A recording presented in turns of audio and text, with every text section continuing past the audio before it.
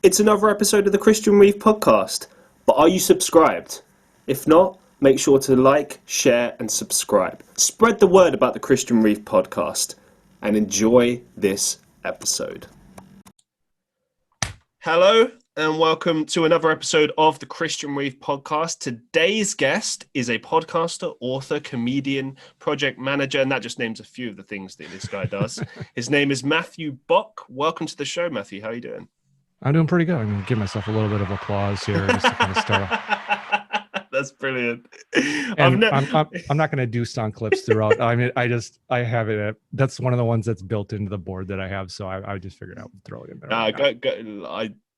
Go nuts. I love it. It's the first time I've had anything on my podcast like that. Like, there's a lot I want to do with this podcast moving forward. I have many ideas for it, what it could be and everything in the future. And it's just nice to hear something a bit different. You've been doing this, what, probably about 6 months, give or take? Since, let me see, July 2020, I believe. Okay, because you've been doing it less time than me, and you have more shows than I do. Yeah. Because you seem to do a show like every 2-3 days. That seems to be the cadence that you're going on. Yeah, it depends. I mean, what I do every month is I kind of schedule a bunch of episodes for the upcoming month, and it really depends on the demand. Sometimes there's a lot, sometimes there's less. I get people reaching out to me. That's the thing. Since I started the podcast, there's been more demand, there's been more messages, so it's been slowly growing. And I think that's why, and because we're in this growth stage, I'm like, well, I've got all this time, why wouldn't I take all these podcasts on? I know it seems like a lot, but it's like, why wouldn't I? Do you know what I mean? Yeah, but you're also, I mean, I think most of yours are somewhere in like the 45-minute to hour range. You don't have any of the longer form ones. You have some that bleed into an hour and a half. I think I saw one that was over 2 hours. That seemed to be kind of your threshold. I don't know where you're getting that from. I was just looking at the top ones that are on your, I was going through YouTube. I wasn't actually going through my podcast catcher. Yeah, no, the average these days is about 2 hours. That's what I'm averaging. There's some 3-hour episodes, wow. But I'm trying to kind of keep it between that hour and a half to 2 hour mark. I aim for that, but I mean, I always just let the conversation go where it goes. I try to pay attention to things like how tired am I? How tired is the guest?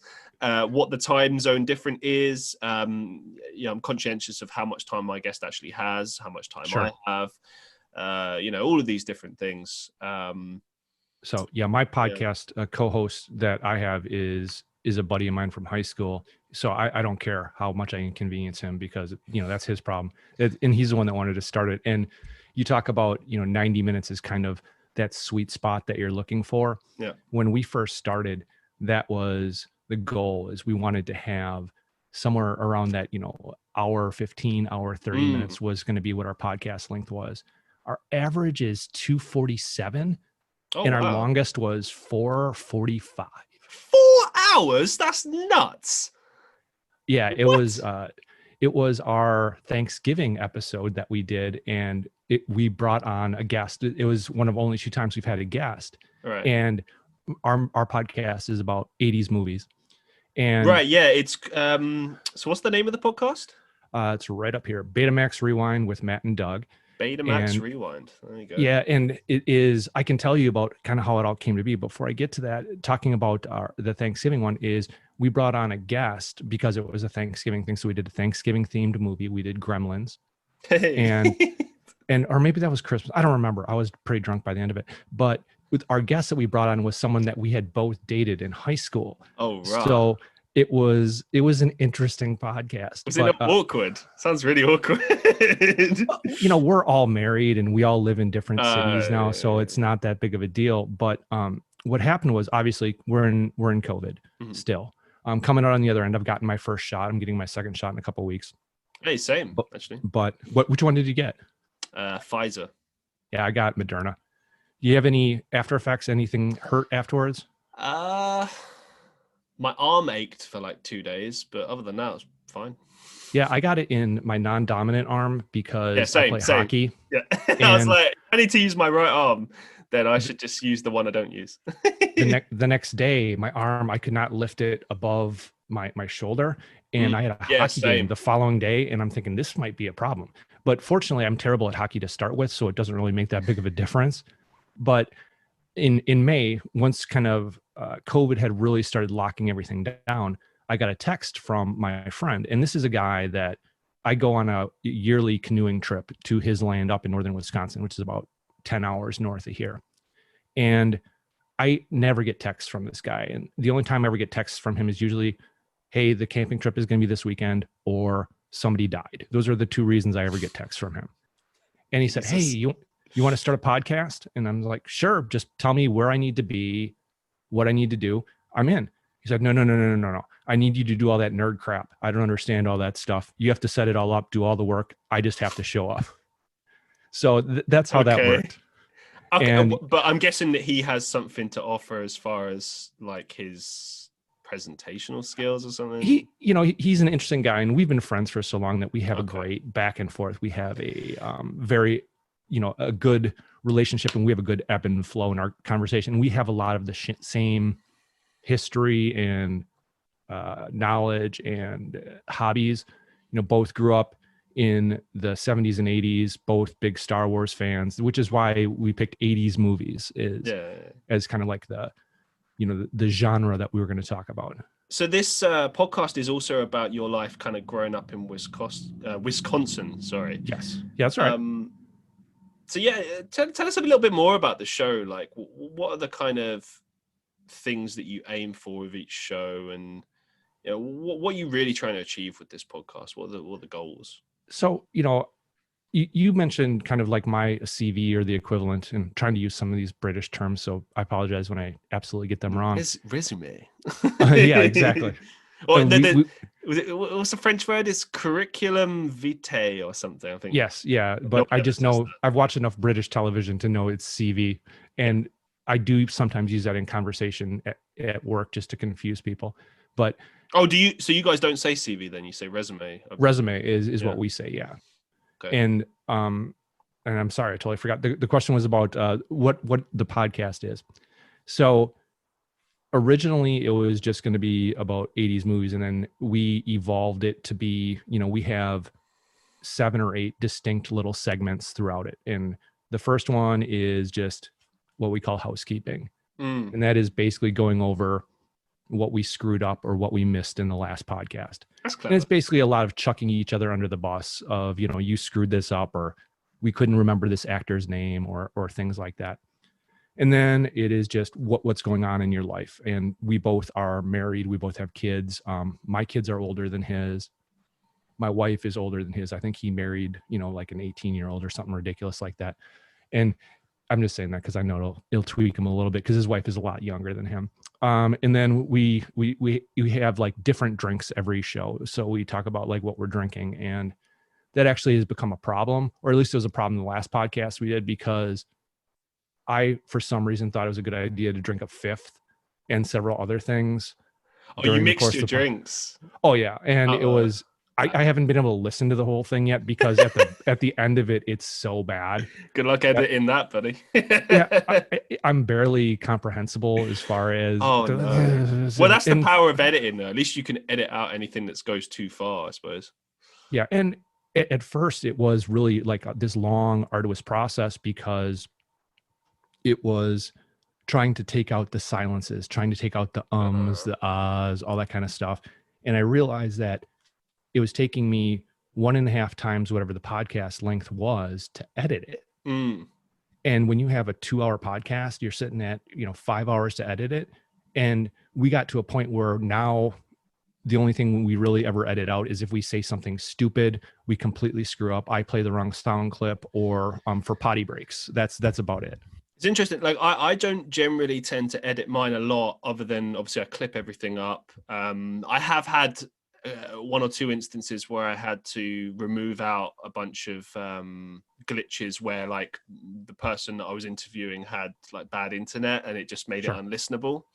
But other than that, I like to keep it relatively unedited because it's like conversational. Yes, I don't know. I kind of like that in a way.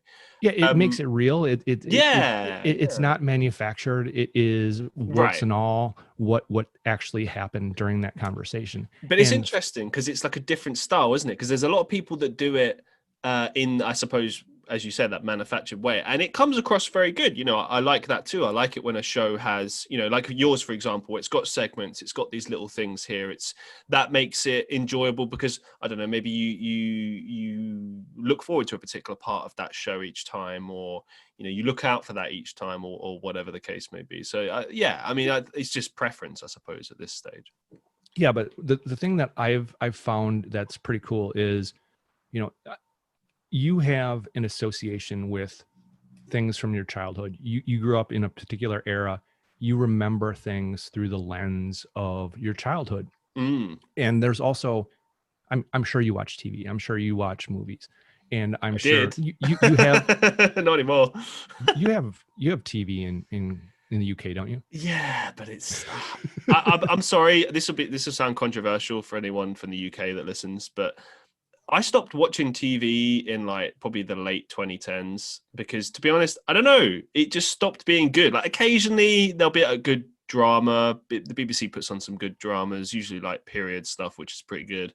Occasionally you'll get some sort of like detective show or something that's pretty good. But other than that, there's a lot of rubbish. But to be honest, I'm tending to lean more towards streaming services, you know, HBO, Netflix, that's where the good stuff seems to be. And I'm a massive nerd, so inevitably Marvel and Disney and all that, it seems to.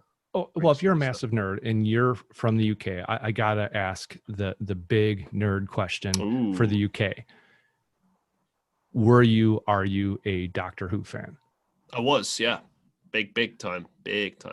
So I grew up, and in my childhood, I met Tom Baker, I met Patrick Troughton, I met Peter Davison. Oh my God. I met Colin Baker. Classic I have pictures of me with all these guys. And this was when I was. I bet they're framed on your wall, aren't they? No, actually, this is more of a sports oriented room. And now most of the autograph stuff I have signed is actually from reality stars. I'm big into like Survivor. Okay. But I was big into that when I was in 7th and 8th grade, and I'd go to these conventions, and I came to a point where I realized that if I ever wanted to see a woman naked in real life, I needed to hide that part of me away. So I kind of buried that. You say that. And it's different now. It's different now because now geeks rule the world. And, you know, Marvel is cool. If Marvel had been around in my childhood, it would have not been $1 billion a movie franchise. You know what I realized as well is all the women I seem to be interested in, like, never go outside, and seemingly neither do I much of the time. Like, because when you're a nerd, you spend most of your time consuming content at home, gaming, watching stuff, you know, playing music, whatever. Like me as a content creator, I'm constantly working and doing things. And I think if I would ever meet a woman, we would have to be similar minded in that sense. And no, you don't want that. You want a woman that you're going to be with long term to be so completely different than you. And I say that just from my own personal experience with my wife. We've been married almost 20 years. It'll be 20 years in 2 months or something like that. I probably should congrats. But thank you. And she could not be more different than me. She's attractive. I'm a goblin. She is very, very outgoing. She loves to be around people. COVID for me hasn't been that big of an impact other than working from home as opposed to going into an office, because I am very, very comfortable just being at home and not going out. And she is not that way. Okay. But back to the original question, or the original statement I was making about you have kind of this lens that you view these things from your childhood through. And as we're going back through these 80s movies, there's been a couple movies that I loved, and I would have bet the farm on I'm going to like this movie watching it again. But, you know, if like take Top Gun, for example, this is one that I actually liked when we rewatched it. Top Gun is a movie that you can have on in the background for me, and I don't need to pay attention to it because I know the beats, I know the character arcs, I know everything that's going to happen. But as you're doing the podcast, you have to take notes and pause and, try to figure out, okay, this is connected here, how? And so you're actively watching it as opposed to passively watching it. And there's been a couple of films like Purple Rain and, Purple Rain was the biggest one. And Rocky IV. Rocky IV is such a terrible film. And I love that movie going in, and watching it, I was amazed at how terrible it is. I mean, it's actually, I don't even know if it's debatable that it's terrible, because it's only 90 minutes long. Okay. Of the 90 minutes, almost 10 minutes of that is credits, 10 minutes is flashbacks, and about 15 minutes is montages. So there's only about an hour of actual content in this movie, it's so bad. But what makes it so bad? Is it just like a lack of storyline or something, or bad character acting, or it's put together so poorly? And there are movies that were blockbusters. Batman, the first Batman with Michael Keaton. C'est magnifique. It's unwatchably bad. It's hard so disagree with that. Batman. Go back and watch it with a critical eye. Michael Keaton is great as the character, but the movie itself, the way it is put together, is so amateurish. And I realized that was Tim Burton's first really big film. It was kind of his style, though. Like, I get where you're coming from, but he's got that kind of like, it's a unique style of making movies. I don't know. I got to disagree, because it's supposed to be a cartoonish style Batman, but it's supposed to be darker. It's supposed to be like taking, the kind of comical elements of the 60s TV show, but then actually making it sort of somewhat faithful and true to the comics. And I feel like it makes a good kind of amalgamation of that. Plus, it was it wasn't the 90s, was it? But it was like the 80s. It was 89 or 88. Right. So it kind of almost encapsulates that kind of darker, like heading into the 90s kind of vibe. Like, I feel like if you consider it a 90s movie, it kind of fits in very nicely with the aesthetics of that time. Sure. And well, I mean, you look at the evolution of the Batman films, not including the Adam West one, the Bam Pow one, but you have Batman, I forgot they made a movie, didn't they? Yeah. I think that's the one where the shark repellent comes in. Jesus. But God, I love it. You have Batman and Batman Returns with Michael Keaton, and Batman Returns is actually a better film of the two of them. Then you have the terrible Val Kilmer one. Yeah, that is, I can't remember the name of that one, but then you have Batman and Robin with George Clooney, which is unbelievably bad. Bat nipples. That's what I remember. And the credit card. It killed the franchise until Christian Bale came in, and Christian Bale did a great job with his 3 movies. And then, Ben Affleck took up the cowl with Batfleck. Batman versus Superman, and then Justice League, and now Justice League, the Snyder Cut. And now there is a new Batman that's coming out with the guy from Twilight, Robert Pattinson. And it looks amazing, and it looks amazingly dark. And one of the big dings on the DC universe is that it is like grim dark. That's the way a lot of people describe it.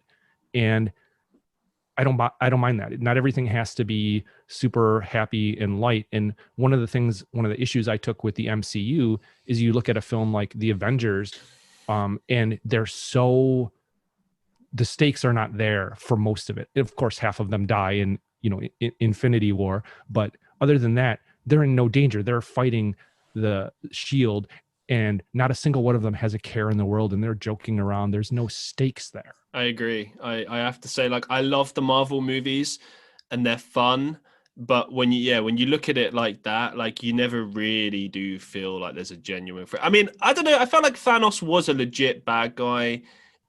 He did present a threat. I like the fact that they killed off some characters in Endgame. I like that. That's good. Stick by your decision. And I will say this moving forward as well. I do not want to see Iron Man and Captain America back in it. Not because I don't want to see them again. That would be awesome.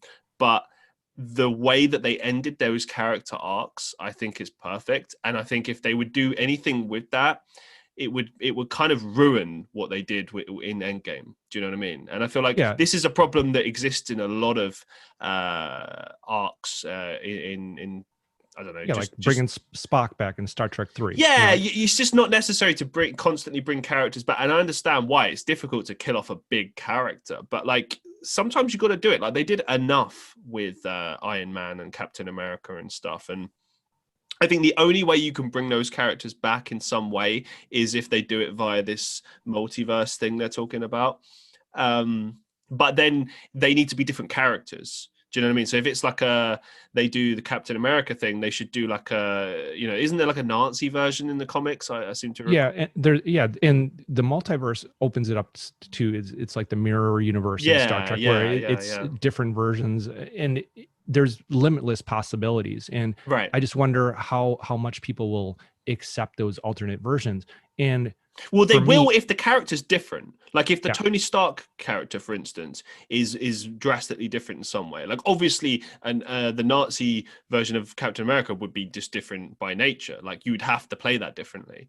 But it would be interesting to see what they would do with the Tony Stark Iron Man character in a different way. There's different, obviously, things they can use from the comics, but he's actually got to play that differently. And to be honest, based on what I've heard Robert Downey Jr. talk about when he talks about the role, it sounds that like, sure, yeah, money is a big factor in this, but I think creatively it's got to be interesting for him. Like he's done the role for like, what is it, like 12 years or something, so I would think it's probably longer than that. And I don't know, I mean, because there's the 3 Iron Man movies. 2008 was the first one. So was it the first one? Okay. Yeah, and when he appeared on Joe Rogan, I think it was like 2020, 2019. So it was roughly about 12 years at that point, give or take.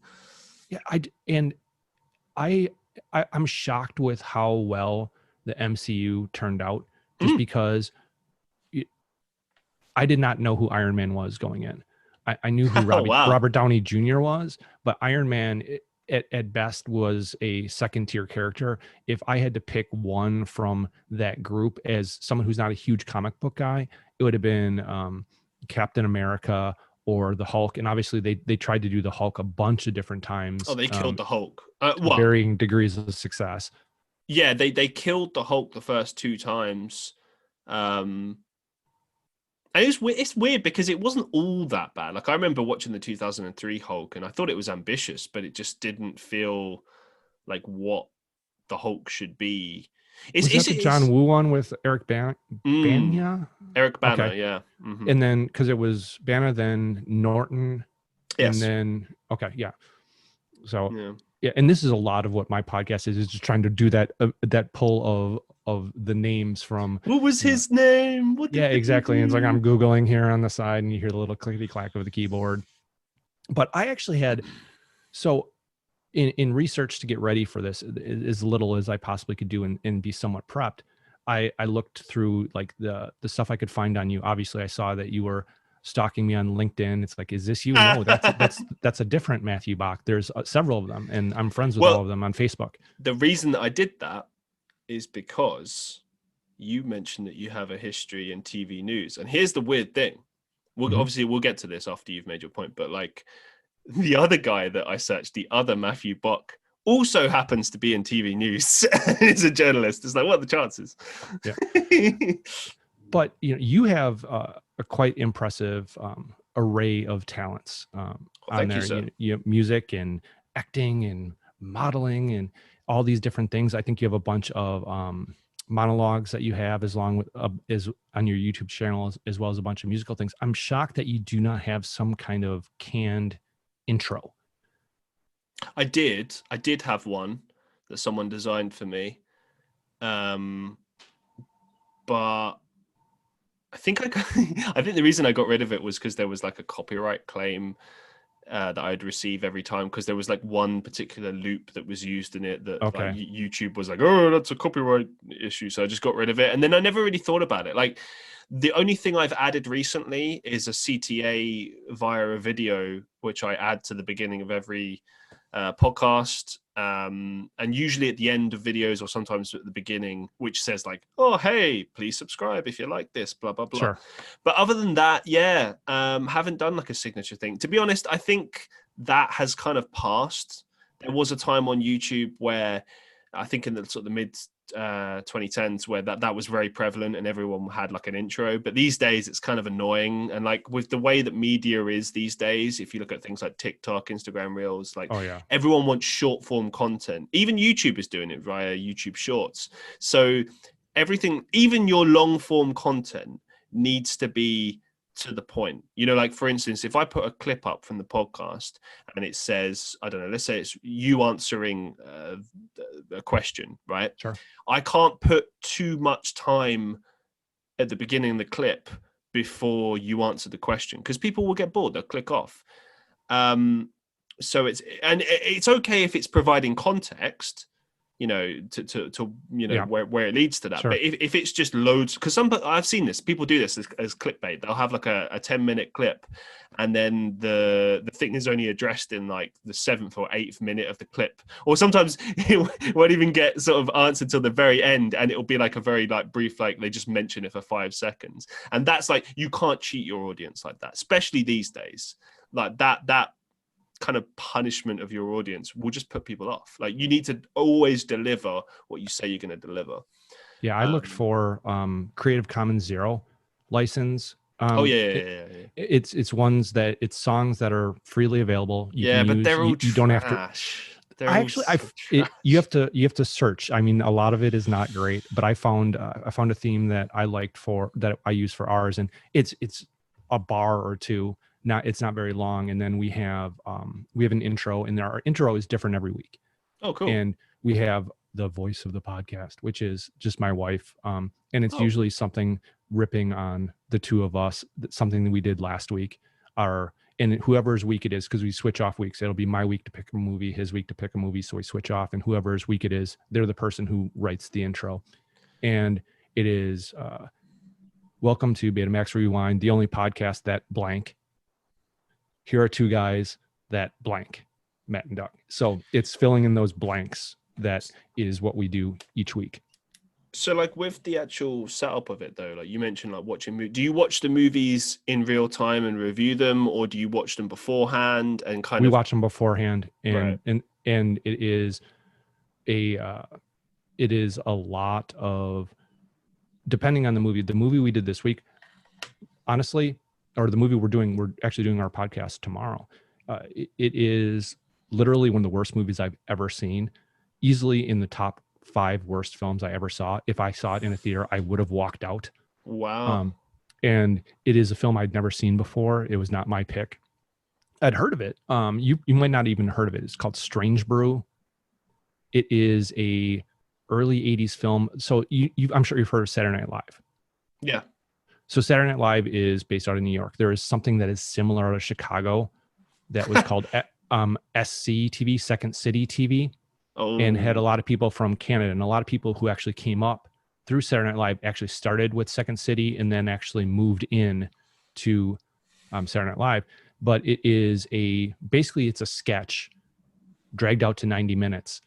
And I laughed one time during the 90 minutes. And as I'm watching the movie, I write down, okay, I want to pull a clip here for this particular soundbite. And usually on a given movie, I'll have across the entire podcast, including housekeeping and anything else, I'll have somewhere between 20 and 25 clips. And they're all like between 3 seconds and 10 seconds. They're all usually short clips. I'm pulling one clip for this entire podcast. And it was so bad that I was shocked how bad it was. What was bad about it though? It was there was nothing to it. It was 90 minutes of fluff, and the script was bad. The acting was bad. It wasn't funny. It was poorly put together. It is like Ed Wood for the 80s is what I would call it. But what was it trying to be? Because, you know, sometimes like some of these terrible movies are just a clone of something else, and they're trying to capitalize from that success. So you had a lot of successful Saturday Night Live movies like Wayne's World. You took like a sketch and then you just blew it up to feature length. And it very rarely works. With Wayne's World, it did work.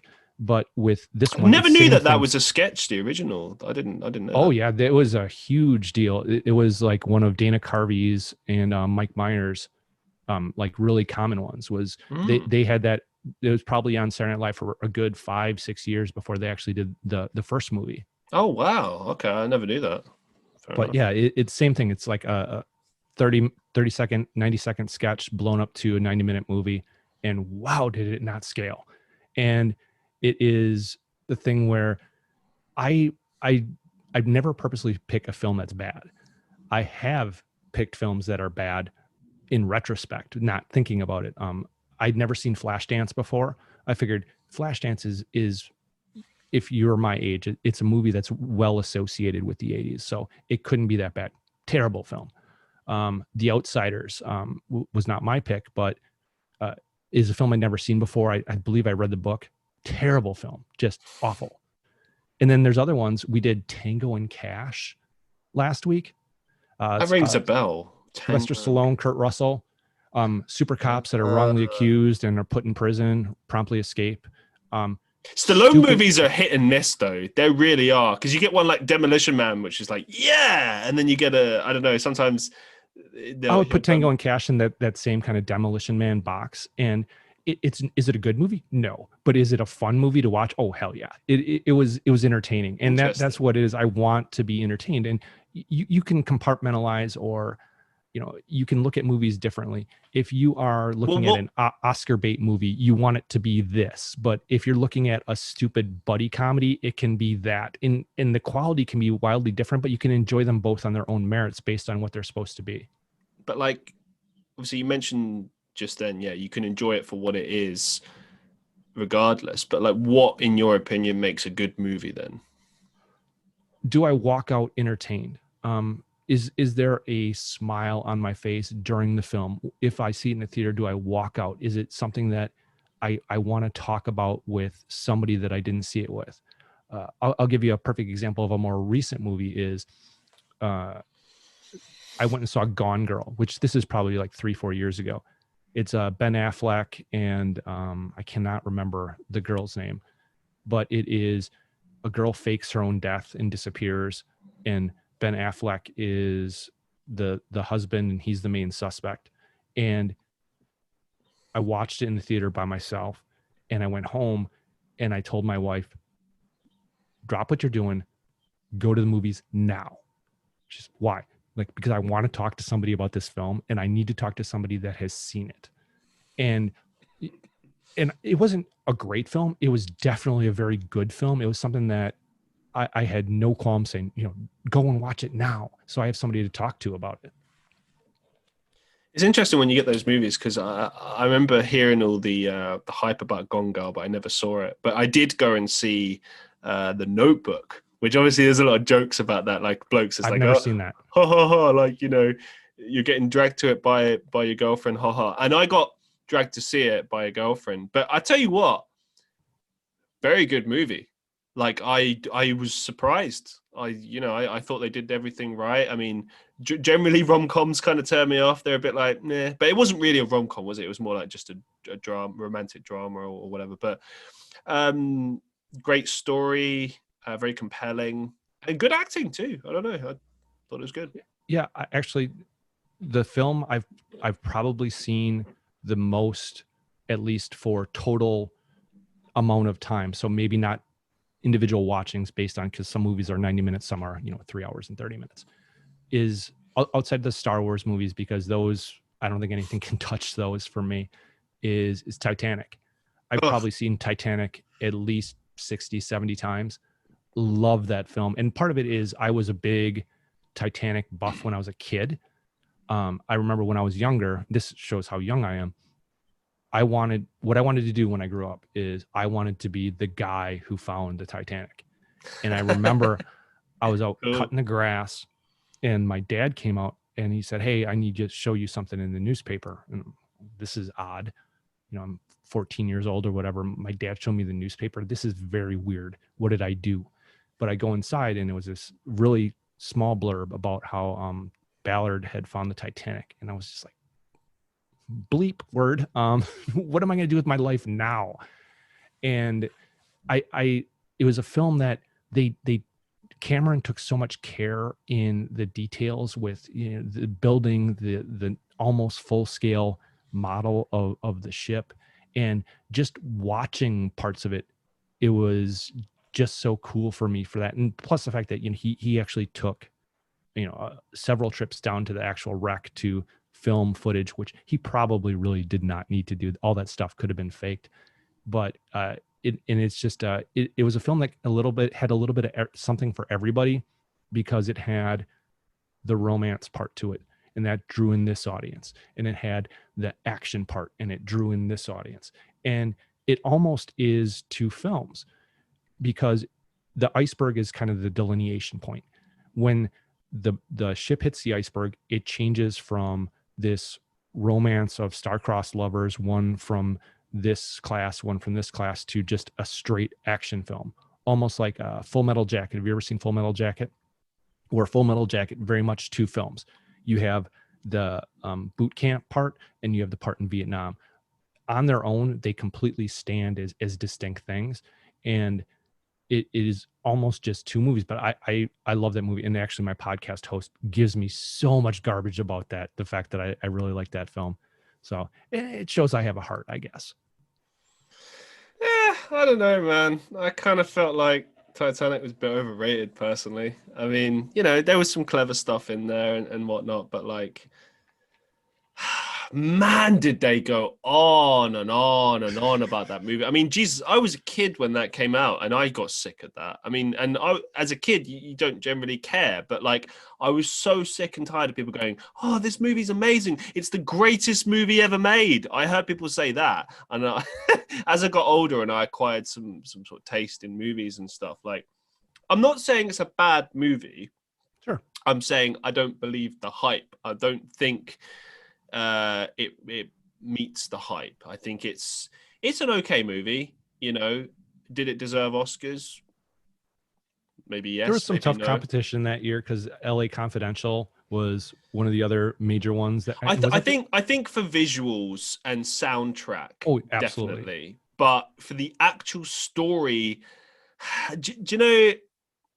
I don't know. I mean, it kind of brought to attention the story of the Titanic, which obviously everyone is familiar with, but I suppose it kind of brought it into a new generation and stuff, and that's good. You know, it's always good to kind of get people interested in history and such. But you know, people for a long time, I remember, thought that it was like based on a true story and all this, and it's like no.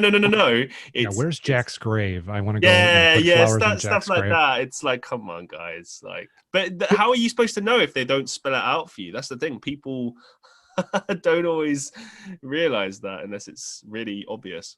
The thing that's interesting about that film, and you can compare it to the Star Wars prequels, believe it or not, is you're kind of boxed in with the story you can tell, because you know what the end is. You know where you're going to end up at the end of the film. You don't necessarily know how you're going to get from A to B, but you have certain things that you need to do. And obviously, since they weren't based on real characters, and even if they were, people wouldn't know all of the individual passengers on the Titanic to know if Rose died or if Jack died or whatever. But it boxes you in, and it presents a challenge to the filmmakers to do that. And as an author, I ran into this problem once, where when I write, I write screenplays. And the reason I write screenplays is my degree is in film. And I feel like I spent 4 years in college. I should do something with my degree, since I don't do that professionally anymore, since I quit working in news. And I did that as I was actually, I was a trainer for an IT company for a long time. So I was spending 40 weeks a year on the road, and I was living out of a suitcase, and I was always in hotels. And so I just started writing at night when I'd be in the hotel. And I figured this is a great way to actually kind of use my degree. And I wrote a story, and it was a self-contained story, had a beginning, middle, and an end, and it had a definitive end. You could not sequelize this film, because all the characters are in their end place, whether they be dead or they be married or whatever it happens. I was going to say, just everyone dies. That's a pretty definitive end. But I loved the universe that I had built, and I wanted to go back and explore it. And one of the things I did, and I do when I write anything, is I will refer to things that happen outside of the body of the film itself. So this happened 5 years ago when they were in high school together, or something like that. And I wanted to go back, and I actually wrote 2 prequels that led up to like the first scene of the first thing I'd written, but I had boxed myself in as far as like what I could do story-wise, because I couldn't kill this character because they're still there. And it was a challenge, and I could have done a cheat. I could have just well, nobody is that familiar with the characters anyway. I could have done it any way I wanted, but I wanted to do it as a creative challenge to see if it was something that I could actually stretch myself. And that's when you look at the different things I've written. I've tried to write different genres just to stretch myself to see, can I write a romance? Can I write sci-fi? Can I write a thriller? Can I write a whodunit? And kind of vary what I'm doing. And one of the things that I've loved is there's a couple romances that I've written, and one of them is actually just heartbreaking. It is intentionally written to make people cry. And so funny story, at least funny in my opinion. I'd been married about 15 years at this point, and it was right before Thanksgiving. And we were talking about Christmas, because once you're married for so long, you kind of run out of stuff to buy each other. And if you're me, I mean, you saw pictures of my podcast gear. I kind of just go out and buy what I want. And my wife's not going to know to, buy me this microphone or whatever. So trying to come up with unique things is always a thing. And I had quit writing for a long time. I hadn't written in probably 10 years at this point. And I said, you know what? I'm going to write something just for my wife. And I wrote a screenplay that was based on how we met up until a certain point. It's like the first X number of pages is almost word for word exactly how we met, the circumstances, all this stuff. And then at one point it breaks and it goes in a different direction. And the ending of it, because they do not end up together. Oh, wow. But this was her Christmas gift too, by the way. So did she not take this as a message? What are you trying to say to me, Matthew? What is this? One of the things that I hear about people getting in trouble for is their spouse or their significant other will use their computer, and you know how your web browser will have autofill. Yeah. And they'll be typing something in and it'll bring up an autofill. It's like, okay, that's weird. And then they'll go into your search history and it's like, okay, why is he Googling divorce lawyers? And a lot of this stuff is for research, because I try to get things accurate in my books. And so I had to do is how can you divorce someone in absentia? If the person is not around. And that can lead to some interesting conversations. But I was watching her read this after she'd got it. And I actually have video of her unwrapping it at Christmas. And I had to stop recording it because it got uncomfortable because she started crying. And because she knew that I'd written it for her. And I was watching her read it, and I knew the page where the dagger comes, where it just becomes brutal. And I'm watching it, I'm watching her, and just the tears start coming. I'm like, yes, I nailed it. I sadist. No, it just shows, if you can create a world where somebody gives a crap about a fictional character that you've created in the space of 90 pages, that shows that you have some kind of acumen for writing. Oh, sure. Yeah, no, I totally agree. And that's why you look at any kind of creative art and anything that moves you, whether it be poetry or music or books or movies or television shows, whatever. I think one of the biggest compliments I can give to a piece of art is if it silences me. If I am just slack-jawed, dumbfounded, can't speak because of what I've seen, heard, experienced, that is the biggest thing. And there are very few things that I can point to, and I don't think there's probably any that you would be familiar with, but there's this show called The Shield, which you probably never heard of. It was a TV show based on a group of cops in LA. It ran for 5 seasons or so. And the last episode, the last 10 minutes, I could not speak when I was watching it the first time, because it is just so well done. And what happens is so over the top brutal that all the respect in the world to people that can create any kind of art like that.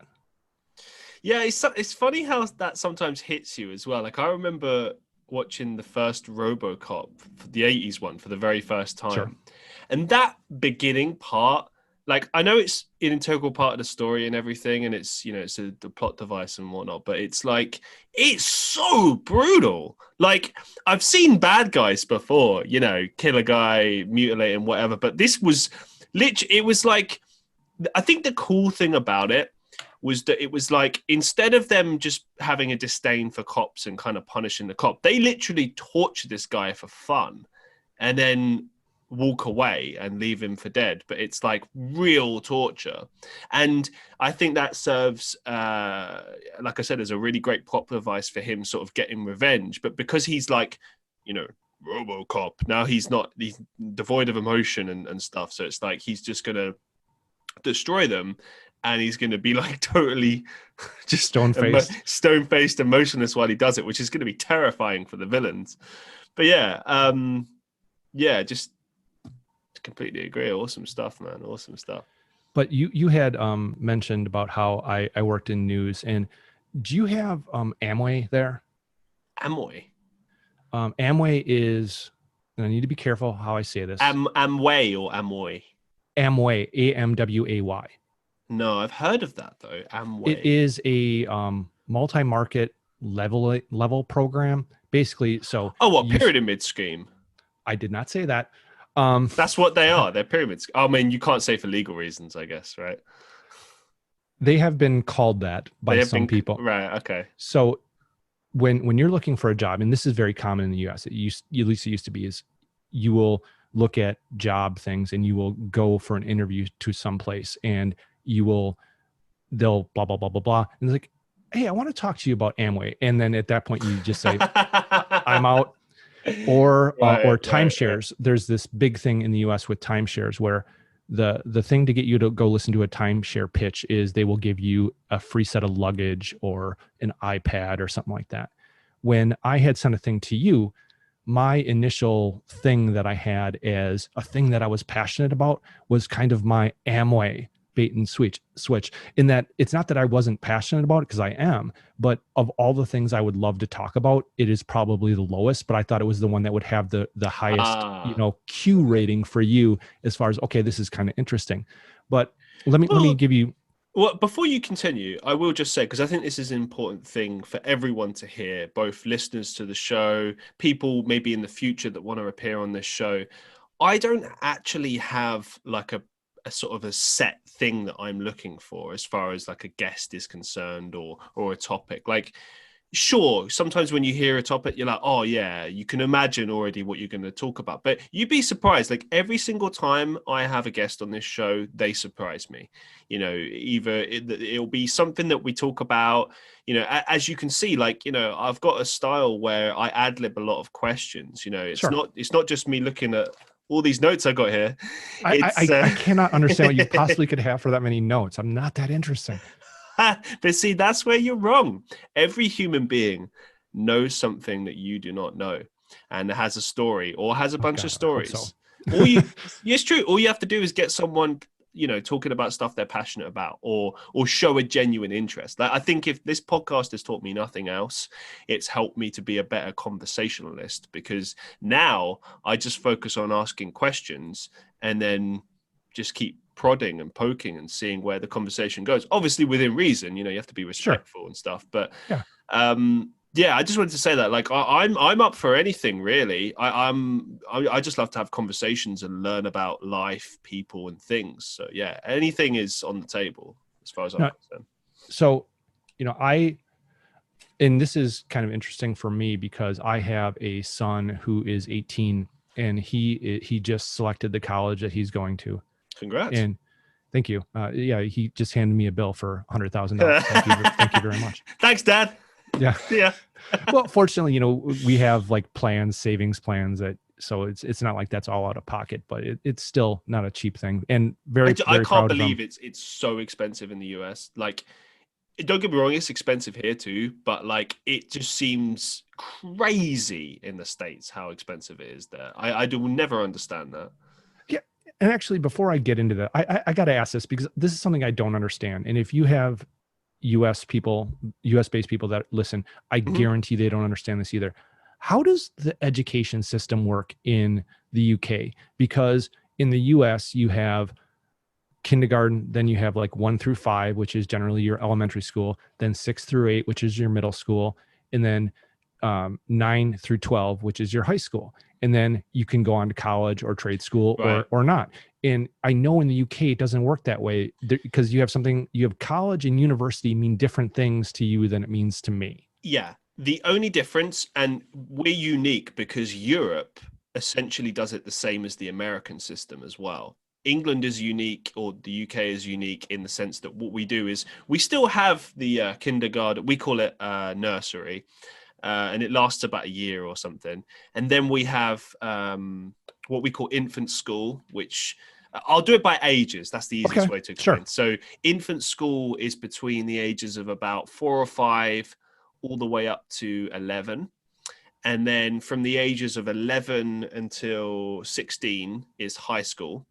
But this is where we differ to you guys, because you guys would just include the bit between 17 to 18 as part of high school, right? So essentially you stay in high school for longer. Whereas in the UK, it's not actually compulsory to study further education beyond the age of 16. However, this changed recently. So now you either have to study between the ages of 16 to 18 in some sort of a college course, or so not university,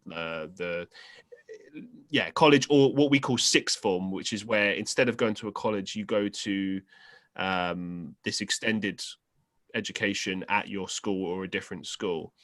And we study what's called A levels, right? So it's GCSEs is high school, A levels is college or sixth form, and the A levels is what you use to get into university or college, as you guys call it. So the only real difference is that we split it up. Really, that's why. But I suppose the reason that it gets confusing is that we refer to college as this like 2 years of education, whereas you guys refer, just as easier if everyone just says university. But yeah, I get where the confusion is. I don't know why we do it that way, to be honest. It doesn't make any sense, particularly when we changed the law, because it used to be that you could finish school at 16 and just go straight into work. Whereas now, I believe the law is changed so that you have to at least do a year of education in some sort of a vocation. You have to by law now, but you never used to have to. That's something that changed in the last 10 years or something. And I think Canada works similarly to how you guys do, which makes sense because the Queen is on their money, so there's that connection there. And possibly all of the knowledge I have of the British educational system is from shows I watched on Netflix that probably came from the BBC. Like there's a great show called Skins, which you probably never heard. Skins. Yeah, I loved Skins growing up. Skins was amazing. And I'll tell you what, Skins, the first 2 seasons is literally my teenage years. I am not exaggerating. That is literally how my life was. It's when I watch that show, I get a bit like too nostalgic. Like I start feeling that kind of like, oh my God, like it feels so real because that's exactly how it was, and all of the music is exactly what I was listening to, and it's like all the stuff they're doing mostly is what I was doing. Not everything, but it's weird. It's weird how things can encapsulate certain times. Like Peep Show in the UK is another example. Peep Show is a perfect representation of 2000s London. It's spot on, like literally, like the characters they have in that, the over exaggerations and everything. Like people were really like that, and he's sometimes even still like that in some cases. London life is, I suppose it's like any other major city, but back in those days it was very much like that, and I can attest for that because I grew up in London. So it's just funny how that works sometimes. No, I'm happy because everybody else I've talked to from the UK, nobody had heard of Skins, because I wanted to know if that was an accurate representation. Yeah, there's somebody that's... But what are the age of the people that you're asking, though? Because I think that's important. She's probably 24, 25, somewhere in that so range. She would have grown up with that. That's really bizarre. Yeah, I would have thought so. Skins was a big deal. Skins came out in like, I want to say the late 2000s is roughly, maybe 2007, 2008. And it went until the early 2010s. And the later ones are not as good, but it still is. I binged that. I mean, it's not very long. I mean, there's the joke about British television shows. It lasted 10 seasons and went almost 40 episodes. See, I'm the reverse, because I've always been annoyed by the fact that British TV shows are like that. Like, I don't feel you get enough of, like, for instance, Sherlock is a very good example of that. You wait like years to get 3 episodes. Sherlock and Luther is another one. It's like, come on. Whereas American TV shows, you got like 24 episodes in each thing. It's great. Like, I can binge watch tons of my favorite American shows, and there'll be loads and loads of episodes. So it'll take a really long time, and it's like, but a lot of that's filler, though. Not always. Like, you're right, you can find that, but it depends on the show. I think some shows put in more effort than others on that regard. I think now with Netflix and Amazon Prime and Apple's offering, there's kind of this sweet spot of the 10 to 13 episode season, which is kind of between what you guys have historically done and what the US historically does. And I will say, I think 24 is a bit over the top. I mean, it depends. If you've got like a sitcom like How I Met Your Mother or something like that, and the episodes are like 20 minutes long, I think it works. But if you've got like 40-minute episodes or something like that, 30-minute episodes, I don't think it needs to be longer than about 10 episodes, 10 to 15 or 10 to 13 episodes. I think it really depends on the runtime, really, and what's actually what you're putting in there. Because if you got a show like How I Met Your Mother or Friends or something, you can watch them out of order and it doesn't really matter. I mean, everyone knows the storylines anyway, but you can watch it without that, and you don't need to know the storylines. But if you watch a show like Lost, yeah. Oh man, that was a disappointment, wasn't it? Yeah, and that's, and you brought up How I Met Your Mother twice, and love that show. That is a show that I loved, and the last probably season and a half, I hate watched it just to get it done with. I don't get the hate. I really don't. Like, I feel like it was rushed and it was stretched out, but yeah, I still don't get the hate. You know, like everyone goes like about the ending, like, oh, I can't believe that. How, like, you never saw that coming, and it's like BS. The whole thing is clearly about that. Like, it's. I mean, I did honestly think that he would just end up with a mum, and I think maybe that would have been a better ending. But at the same time, it is kind of clear that that's where the story's headed, and like that's what they all. I mean, even in like I think the final season, there's an episode where Ted is. What's it? He finds the ring or something for Robin and her wedding or whatever it was, and they have that moment in the rain and all that and stuff. And it's like he never stops having the hots for her. It's just they can't be together because of reasons. But it's like, you know, that brings up a great question though. So I'm sure you have friends, right? And and so you know these blokes, if you will. And, you know, they have birds. So I'm trying to use the UK terminology. The lads, the birds. Yeah, I'm not really a blokey bloke, so this doesn't work with me. But go ahead, it's fine. You going down to the pub for a pint? Go for a pub. I'll go down to the pub for a pint. What's a chav? Oh, chav. Okay. A chav is someone who's like usually of low intelligence. Okay. Tends to speak in vulgarities, so lots of swear words, lots of slang words. But not like in a clever way or a fun way, like more like swearing every single word sentence. And so it's like really awful. And you know, that's not a big deal. You know, there's plenty of eloquently spoken people in the world that swear, but they do it, like I said, over the top. They tend to be, and I am generalizing here, but they tend to be like unemployed or, you know, low income families and stuff. And they'll live in like what we call council estates.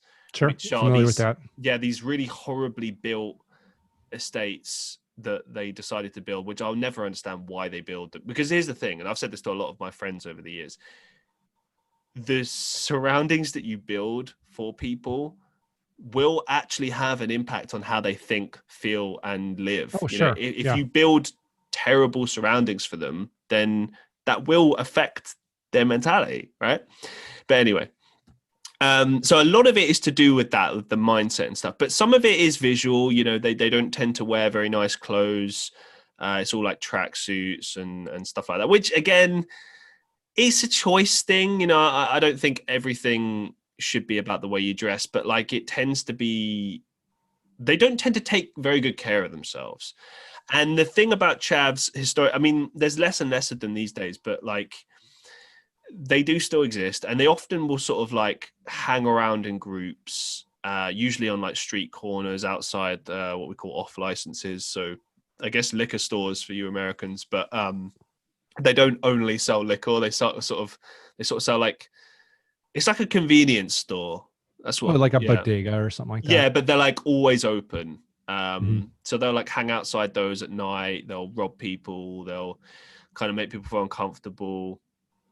I probably haven't done a very good job of explaining it, because to be honest, like no, I get it just from my knowledge of a British culture from TV you know shows. I get it. A better way to explain it, maybe for an international audience as well, is if you ever seen like Slavs, and like, you know, those like chavvy looking Slavs from like Russia or Poland or whatever, right? Sure. It's like the English equivalent of that. There's a lot of similarities there, like especially when it comes to like boy racing, driving in shitty cars and doing them up with, you know, like taking like a really rubbish car, like a, I don't know, a Golf, and pimping it jacking up. It up. Yep. Yeah. And it's like, there's a lot of that. They tend to like drive around mopeds a lot here, because a lot of them are very young, so they can get like a beginner's license on a moped, and they don't have to actually learn to drive, so they can drive around on that and harass people. My mum, when I was growing up, used to call mopeds hairdryer and a skateboard because of the horrible sound it would make. It's just awful. But there's a US show that's based on a UK show, which most people don't actually know that it is, just like The Office, a show that came across, and it's called Shameless.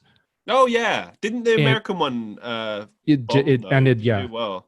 Oh, it ran for 10 seasons, but that's kind of what in my head is chavs would be. Yes. And then for the American equivalent would be like the Gallaghers in the US version. I think in the US the equivalent would be like the people that you see on like Jersey Shore or something like that. Okay, sure. You know, so it's like when people are very kind of like, they don't have maybe the most desirable accent, you know, maybe they don't have the most desirable habits. Do you know what I mean? Like your average person goes out and enjoys themselves, you know, goes to nice places and has fun with their friends and stuff. But chavs kind of hang around and cause trouble. Do you know what I mean? Like if you're walking down an alleyway and you see chavs, you're going to get robbed. You know what I mean? They're not going to be like, oh, hey, buddy, isn't it a lovely evening? No, they're not going to be like that. No. But before I went on, and this is what a lot of what my podcast is as well, is like we go on tangents based on whatever the conversation takes us. You were talking about How I Met Your Mother. And earlier we talked about how my podcast has different segments. And at the end, after we're done talking about the movie, before we introduce what the movie for the following week is going to be, whoever's week it isn't, which means I actually need to come up with one for tomorrow, has a question of the week. And it can be on anything. And it has been as simple or complex as, what is the thing you're most embarrassed about? Or have you ever crapped yourself in public? But one question I had recently, which How I Met Your Mother reminded me of it, is, so if you have a friend that's married and yes, he is no longer married, mm-hmm, and this splits two different ways. He's no longer married because he's dead. His widow is still around. I see. Is she fair game?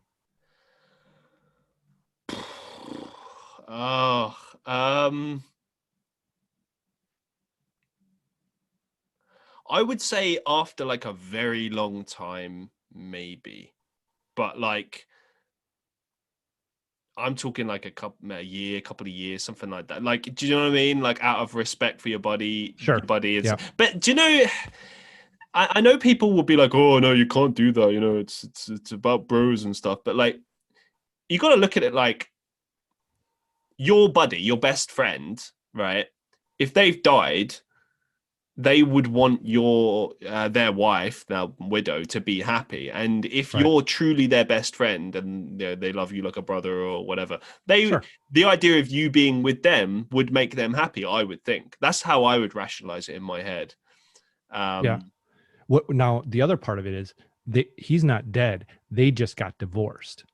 Oh, then no chance. Okay. No. Yeah.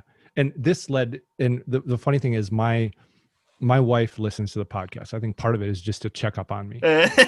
What's he doing? What's Matthew doing? But my buddy's wife does not listen to it at all. Oh. And that's probably good for their relationship. Yeah, I was gonna say, would he get in trouble if she did? I will get a call. She will be driving home because she actually still goes into the office. She will be driving home and she'll be, really? And I can almost tell exactly what part of the podcast she's at listening to when she calls me. But, the question of, okay, one of the questions one week was like, how long do you wait before you get back out on the dating scene after your spouse dies? Oh, that's tough. And I said, I know. I mean, my wife changed my life. I love her to death. She really probably is the best thing that's ever happened to me. So I probably would wait 1 or 2 weeks before. What? I mean, I don't know. You're kidding. You're not. Unless there's somebody really hot at like the funeral, then all bets are off. But I don't know, bro. You're taking the piss. Like you. Yeah.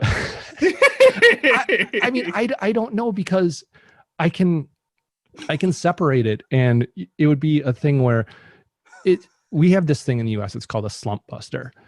Okay. Which this is more when you're single. You shouldn't have a slump buster when you're married. I think I know what this is. Go on. So you've run into a dry patch and you haven't had luck with the ladies for a long time, and you hook up with somebody that you might not normally hook up with to just kind of get you back on the horse, get you back in the game. And I think it's going to be weird, especially the longer you've been together.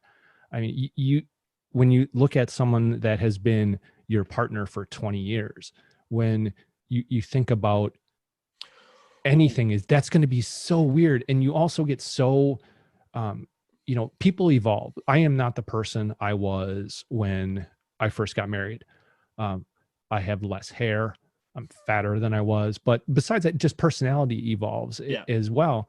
And the way that you are with your spouse, and I found this out, and I've talked to a lot of people about this, is when people get married, a lot of times they still are not completely 100% at ease with their wife. Even when they get married, there are still things that they hold back, the things that are their dark secrets, or the things that they're ashamed of, or things like that. Right. And eventually you get to a point where it's, I don't care, warts and all, this is who I am. Yeah, I was going to say, wouldn't it cause problems to the relationship if you're holding back stuff? I mean, well, it depends on what it is. I mean, if you're holding back, well, I used to kill people, that would different. Probably, yeah.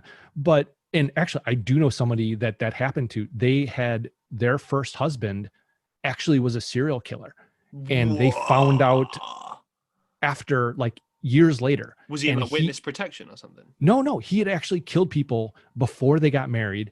They were only married for like a year. They got divorced, and then he killed his next wife. Oh my God. But that's got to be kind of like, damn, that's he got lucky. Crazy. Like, oh yeah, exactly. Jesus. But my wife and I did talk about it, and she said I had to give her 90 days. I had to give her 90 days. I mean, do you know what? I think this whole thing is a bit silly. I mean, firstly, I agree with your whole slump buster theory. I think that's very accurate, actually. I know I needed that with my last relationship. It'd been a while. To be honest, my last relationship had sort of killed me in various different ways, and I'd lost a lot of confidence. And when I'd had sort of just got with some people, I was like, no, I've still got it. It's not, there's nothing wrong there. But it was good for me. It was kind of almost weirdly therapeutic, because okay, cool, I can relax now. And do you know what? I think it's actually very important for a person to do that after a long relationship. Or do you know what? If your spouse dies, Absolutely. There's nothing to feel bad about. Get back on the horse. You need to kind of get it out of your system so that you can focus on, that serious thing. But I think it is very different if a spouse dies. Like, obviously I can't speak from experience, but I would imagine if I was in that scenario, I would focus on firstly getting over the grief and just getting back to, well, adjusting to life without this person and what that life looks like. Because you're going to get a lot of people like, I don't often talk about family situations here, but I'll mention this because it's accurate and relevant. So unfortunately, my nan, she lost her husband when to a brain tumor, and she was still very young at the time, and obviously it was very difficult for the whole family and everything.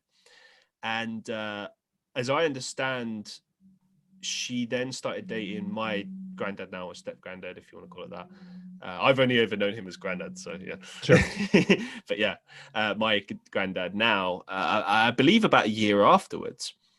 And because of the nature of like how people are in small towns and stuff, people would be like, oh, I can't believe that you would start dating someone afterwards. Like, he's barely in his grave. Like, people said this stuff like, oh, he's barely in his grave. And like, it was like the audacity of these people.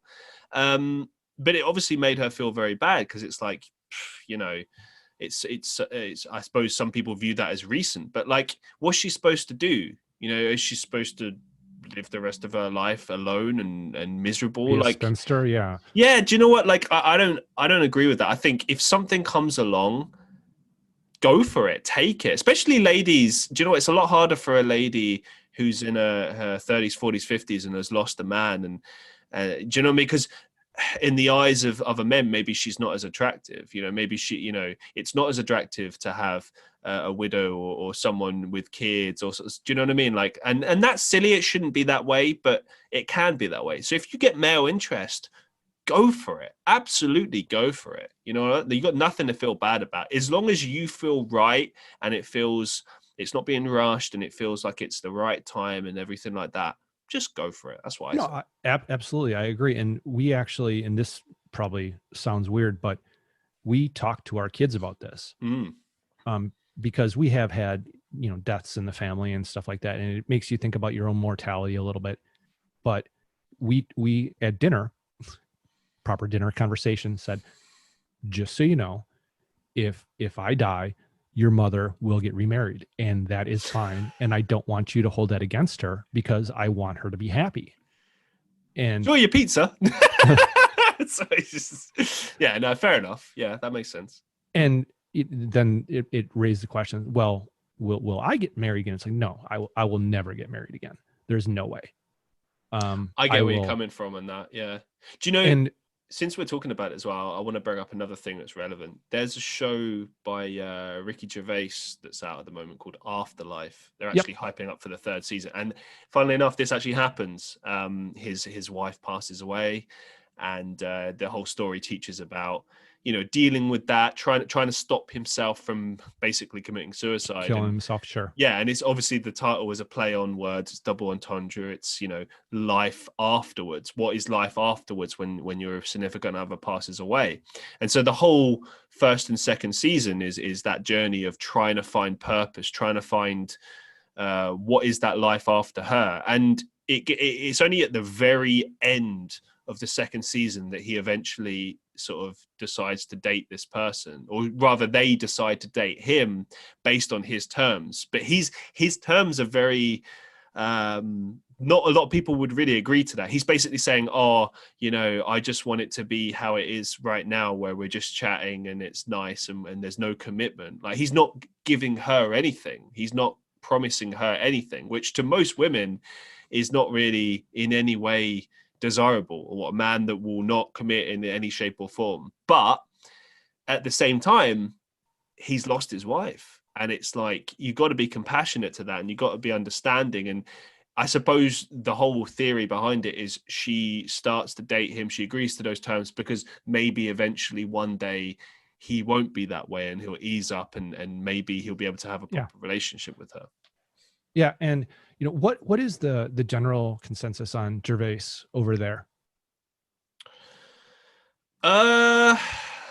I would say polarizing, controversial. It depends who you speak to. I mean, the press have a field day with him all the time. Whenever he says anything, they've always been very. It's very split. I think most people here respect his body of work. I think his work has been very impressive over the years. But again, it's tricky. I mean, I remember when Derek came out, the show, there was a lot of people that were saying he was making fun of people with, I think was it supposed to be Down syndrome or autism? I think autism. I thought it was, yeah, I think it was autism or slight retardation. I don't know what it was, but I know that I'm familiar with the show because he did The Office, he did Extras, he did Derek, he did Afterlife. See, I don't know. Like when I was watching that show, to me, I felt like it was supposed to be compelling, and I don't know. I liked it. I didn't feel the way that everyone else thought. I didn't think that he was mocking autistic people. I thought that the whole point was to kind of shine a light on that. And I feel like a lot of the time with Ricky Gervais's work is he's always trying to shine a light on something, teach a message, have a kind of like a fable, a story, that kind of thing, but at the same time, I kind of get where people are coming from. I think that I can see why it would be taken as offensive. I think that you couldn't do that show now. I mean, I think it was risky then in 2013, but now I just think you wouldn't. It wouldn't. I don't think it would even be something that would be promoted or published or anything. Which is why I'm surprised that even a few years ago it was still promoted and put on different platforms, even in the US. That brings up a great point, and I want to get to that in just 1 second. But I have one thing before I forget about it. Is I love the way that Gervais totally took the piss out of people in Hollywood at the Golden Globes. And kind of called them out.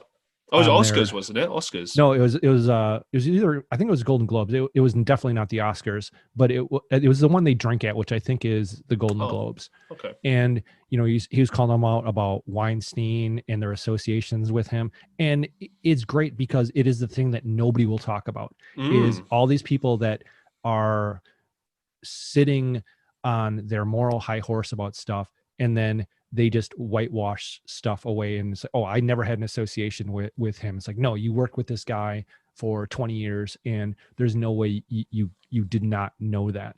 But you brought up Derek and how that probably could not be done today.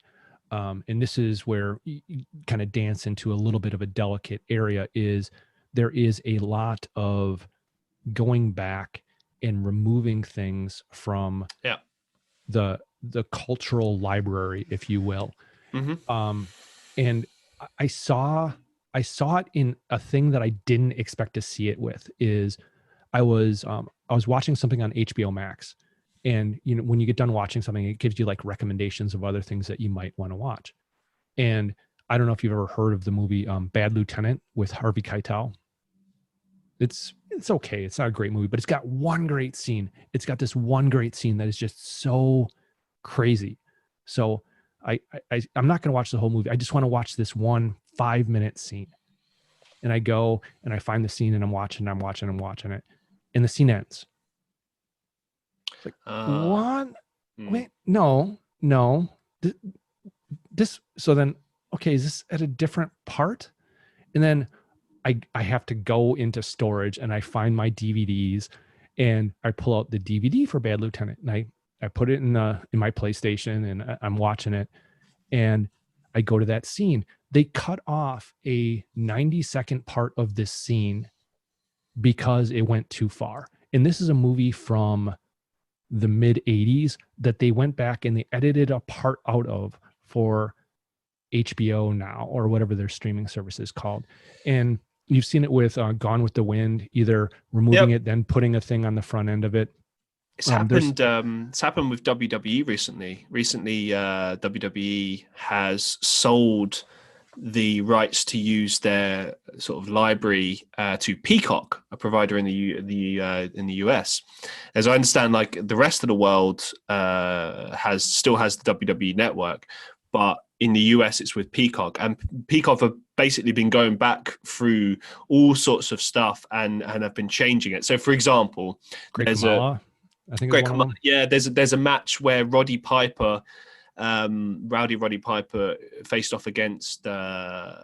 I can't remember who he faced off against at WrestleMania, and he famously painted his entire body half black and half white. Now, actually, if you watch the context of the promo and what he's trying to say, it's actually a very positive promo that he's making about how everyone is equal. It's ironic because his intention was not bad at all. It was actually about equality and everything, and it was a very powerful speech. But unfortunately, because of obviously the nature of blackfacing and stuff like that, it's taken as very racist, which I understand, don't get me wrong. But yeah, they've removed that, and they've removed a lot of other things. And I guess my stance on it is that I'm still kind of making up my mind on it, but I think that I don't think it's a good idea to cover things up. I think that it's important to educate people. So, for example, I think it would be worth, if you have those shows up in their original form, have a disclaimer throughout the entirety of that section that says, this is historical content. This is no longer acceptable in society, blah, blah, blah. Educate people. It's the same way as like you wouldn't cover up and pretend like everything in the slave trade didn't happen, because it's history and it's important stuff to educate about. And I think the reason that it's so important to educate people and talk about it is because you want to educate people as to why it was a bad thing and why we don't accept it as a society and why we've moved forward from that. I think that when you start to change and rewrite history and edit things out, you begin to lose progress. You begin to lose what you're trying to teach people. Yeah, those who don't remember history are doomed to repeat it. And exactly. you mentioned context, and context is really kind of key to that. And there's the WWE story that you're talking about. I think back then it was actually still the WWF. Yes. But two parts to that. Number one, the people, some of the other wrestlers actually made the paint that he did something that wouldn't wash off. So he had to actually go through the airport with that still on, and he had to wear a hood over it. But there's a very famous episode of the original Star Trek, the Star Trek from the 60s, that had this race or this planet that had two races on this planet. And one was half black, half white, and one was half black, half white. And that's kind of the same thing. Is that the next thing that is going to be, well, this is going to be removed? And also you have to look at it from the perspective of entertainment.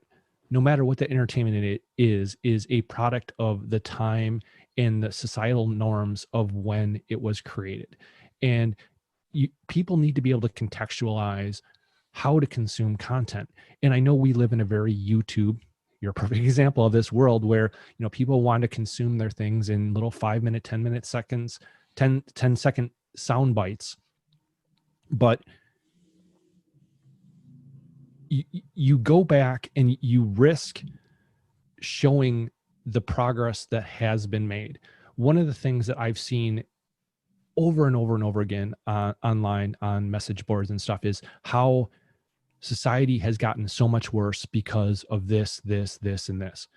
And it's true that this, and this are all terrible things. But the context that's missing from that statement is this, and this was happening 2 decades ago, but it was so normalized and nobody cared about it that it wasn't news. The fact that a light is being shown on some of these things that are happening is progress. And I know it seems hard to rationalize that this bad thing that happened and that we know about it and that people are on trial possibly for it is progress, but it is, because you look at police brutality as a whole. Take the whole race angle out of it. Just look at police brutality as a whole. 15 years ago, cop beat the crap out of somebody, they're going to walk no matter what. And that is pretty much not the case anymore. Mm. It still is somewhat, and with very few examples, Rodney King would be one, unless there was actually a video recording or, you know, footage of it. Cops basically had carte blanche to do whatever they wanted, and that is changing, and that is progress. But people say, well, people are getting killed. We're in a worse place than we were before. And no, people were getting killed before. It's just we didn't know about it because it was so common and not a thing. And that is kind of what I had originally said to you about news. I worked in television news for 2 years. I was behind the scenes. I was, you know, one of the people pointing at cameras, counting people down from weather and all that kind of stuff. Mm-hmm. I did some directing. I directed some talk shows. I actually directed an Emmy-winning talk show. Yay me. The show I directed didn't win an Emmy, but the show won an Emmy for a different episode. So I directed an Emmy-winning talk show, technically correct, which is the best kind of correct. Before you continue, I just want to ask as well, none of this is available publicly to see, or like, for instance, when I looked at your LinkedIn, I was looking at your work history, like none of this is listed there. Is that just because you're trying to kind of position your career obviously in a different direction? You're saying, well, this is what my career is now, this stuff is not relevant, or is there a different reason to that? Like, so it depends on what you're talking about. If you're talking about like my stand-up, no, specifically the TV work you did. Oh, this was back in 95, 96. Mm-hmm. And I have some of it. I just have not digitized any of it or put it up because honestly, it would be nothing other than a vanity thing. And okay, fair enough. For something like that, it was it's not that I'm ashamed of it. Not at all, but it's kind of, I'd have to find a VCR, which not the easiest thing in the world to do. Well, no, I just mean like, for instance, if you have it on your like LinkedIn, obviously you just write it by that, don't you? You say like, oh, I worked in TV for this show. I did this thing. I mean, I don't know. I suppose if you're looking at it from a career standpoint, it might kind of make. It was so long ago, and and I've kind of made my bones in IT. Okay. And honestly, I went to school. I have a degree in film. Mm-hmm. I graduated. I started working for a television station doing television news, and I did that for 2 years. And after 2 years, I looked at my path. I looked at what is my life going to be in 5 years? What is my life going to be in 10 years? And I was 23 years old. I had an ulcer. I was stressed out. I was working 60, 70 hours a week. Oh, wow. To clear almost 20K a year. And it wasn't sustainable. It wasn't something that I was miserable. I would get up, go to work, go to a bar, go to sleep. That was my day to day. And I looked at somebody who was in the same position I had, a couple levels up, who had been there for 20 years. And he was a great guy, but I didn't want to be that guy in 20 years. Mm. So I had to pivot. And I looked at it from the perspective of, what am I good at? What can I do? And computers has always been something that I got. I mean, I had a computer when nobody had computers. So I went into IT. And that's kind of where things kind of changed. I started working for a software company. They transferred me to the city I'm in now, which is Columbus, Ohio. And, it was a great move. But as far as that stuff, it was so long ago, and it's completely not relevant to what I do now. Fair enough. Well, okay, since we're talking about it, I've got a couple of questions here for you regarding this. Because you, I remember in our messages before we agreed to do this podcast, you were quite like, yeah, I want to talk about TV news. I do not like the state of news right now. So obviously when you were working in TV news back then, did you like the news back then in the 90s? Did you feel like it was better then than it is now? Like, talk us through why you're sort of not happy with the current state of TV news in the States. So I don't know how it is. I have a little bit of exposure to like BBC News, and I don't know if that is your standard news outlet, but I know that you have, oh God, what is it? The Sun is one of your newspapers. Yes. So you have like your right wing Rupert Murdoch newspapers, and I don't know if you have TV that's kind of the same way, but in the US you have Fox News on the right, and then you have everybody else on the left. And I cannot find a US based news organization that is not completely slanted. And by the way, why don't you think there's more like right-wing news outlets in the US? Because I have to say, when Trump got elected and I started to see just the numbers of how many supporters he had and all that sort of stuff, there's a big right-wing following in America. I'm surprised there isn't more news for right-wing people in the States. Well, that's because Fox kind of has it buttoned up for the most part. Oh, okay, all right. There are some smaller things like Ben Shapiro has the Daily Wire, I think, or at least he was there for a time. But it is a thing that you need to establish a presence with, and you're going up against the big dog because Fox News is the big thing in cable news. I think generally they are almost just by themselves the ratings of CNN, MSNBC, CNBC together. So it would be a tough thing to try to get in there. So they just have a monopoly then, basically. So it's, pretty much, yeah. Not necessary. Okay. And when I was in news, I was in local news. So local news is a little bit different. And one of my pet peeves is I worked for when I first started there, it was a CBS affiliate.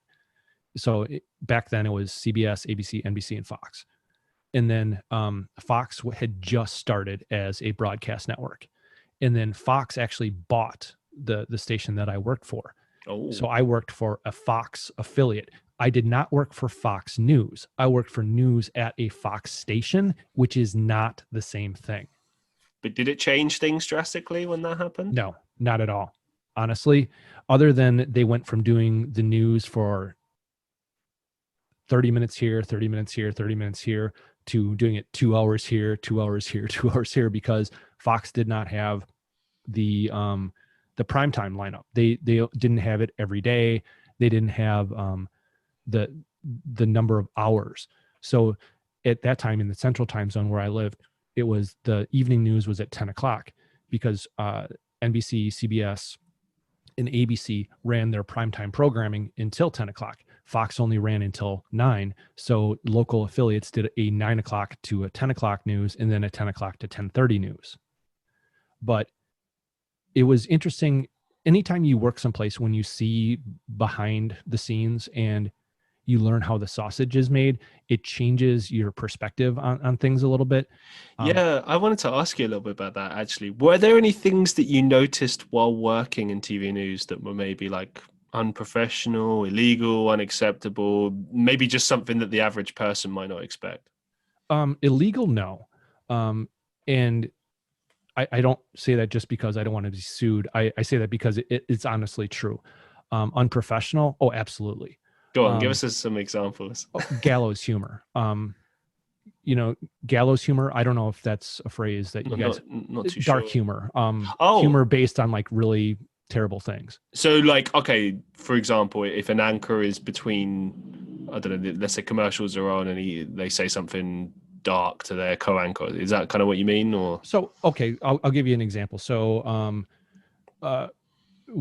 back when Challenger blew up, and this was before my tenure at the station, but a gallows humor joke would be right after Challenger blew up, what does NASA stand for? Needs another 7 astronauts. Okay. Because, the 7 astronauts died. So gallows humor. Oh, wow. Oh, okay. Damn. So, and when a big chunk of the time I was there was during the O.J. Simpson trial. Uh-huh. And I actually directed almost all of my station's cut-ins for the O.J. Simpson trial. So I watched 90% of the trial.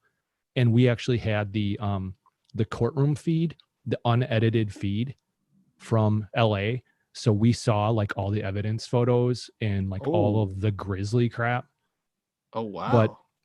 But it was a lot of like just gallows humor. And it's like things like, well, did you know that in the trial, they actually talked about how the bodies were moved after they were killed? Yeah, they were moved 3 times for 7 yards. It's a football joke, because O.J. Simpson was a running back. Jesus. No, but just a lot of gallows humor. My and God. and a lot of it is in the control room, and you're wearing a headset when you're on the floor and you're floor directing and you're pointing at cameras, and you will be trying not to laugh about stuff, and there will be flubs that somebody will say, like one of the anchors will say, where they don't realize what they just said, and you are trying hard not to laugh because you do not want them to start laughing. I was working on a morning show, and this female anchor was talking about a traffic accident, and she said the car was driving in the left-hand lane and saw a truck and then jerked off the highway. And I'm just like, okay, did she really just say jerked off on the news? I mean, that's not the worst word to use. I get what she meant, Yeah, but it's a phrase, and these are, so there was things that were unprofessional, and then I think probably the most unprofessional thing in the entire time was when we switched over from CBS to Fox, we had this huge party at the station, and that's always a bad idea, isn't it? Work parties. And the party was going on during like the work day, but when the news was on, and all of us who had been at the party had to go work on the news, and every single one of us was just loaded. Oh my God. What was the news like that day? Did you put it together? Oh my God. How did you do the news drunk? I don't know. Surely it would have messed you do up. things enough times. It's like you do it almost on autopilot. Jesus.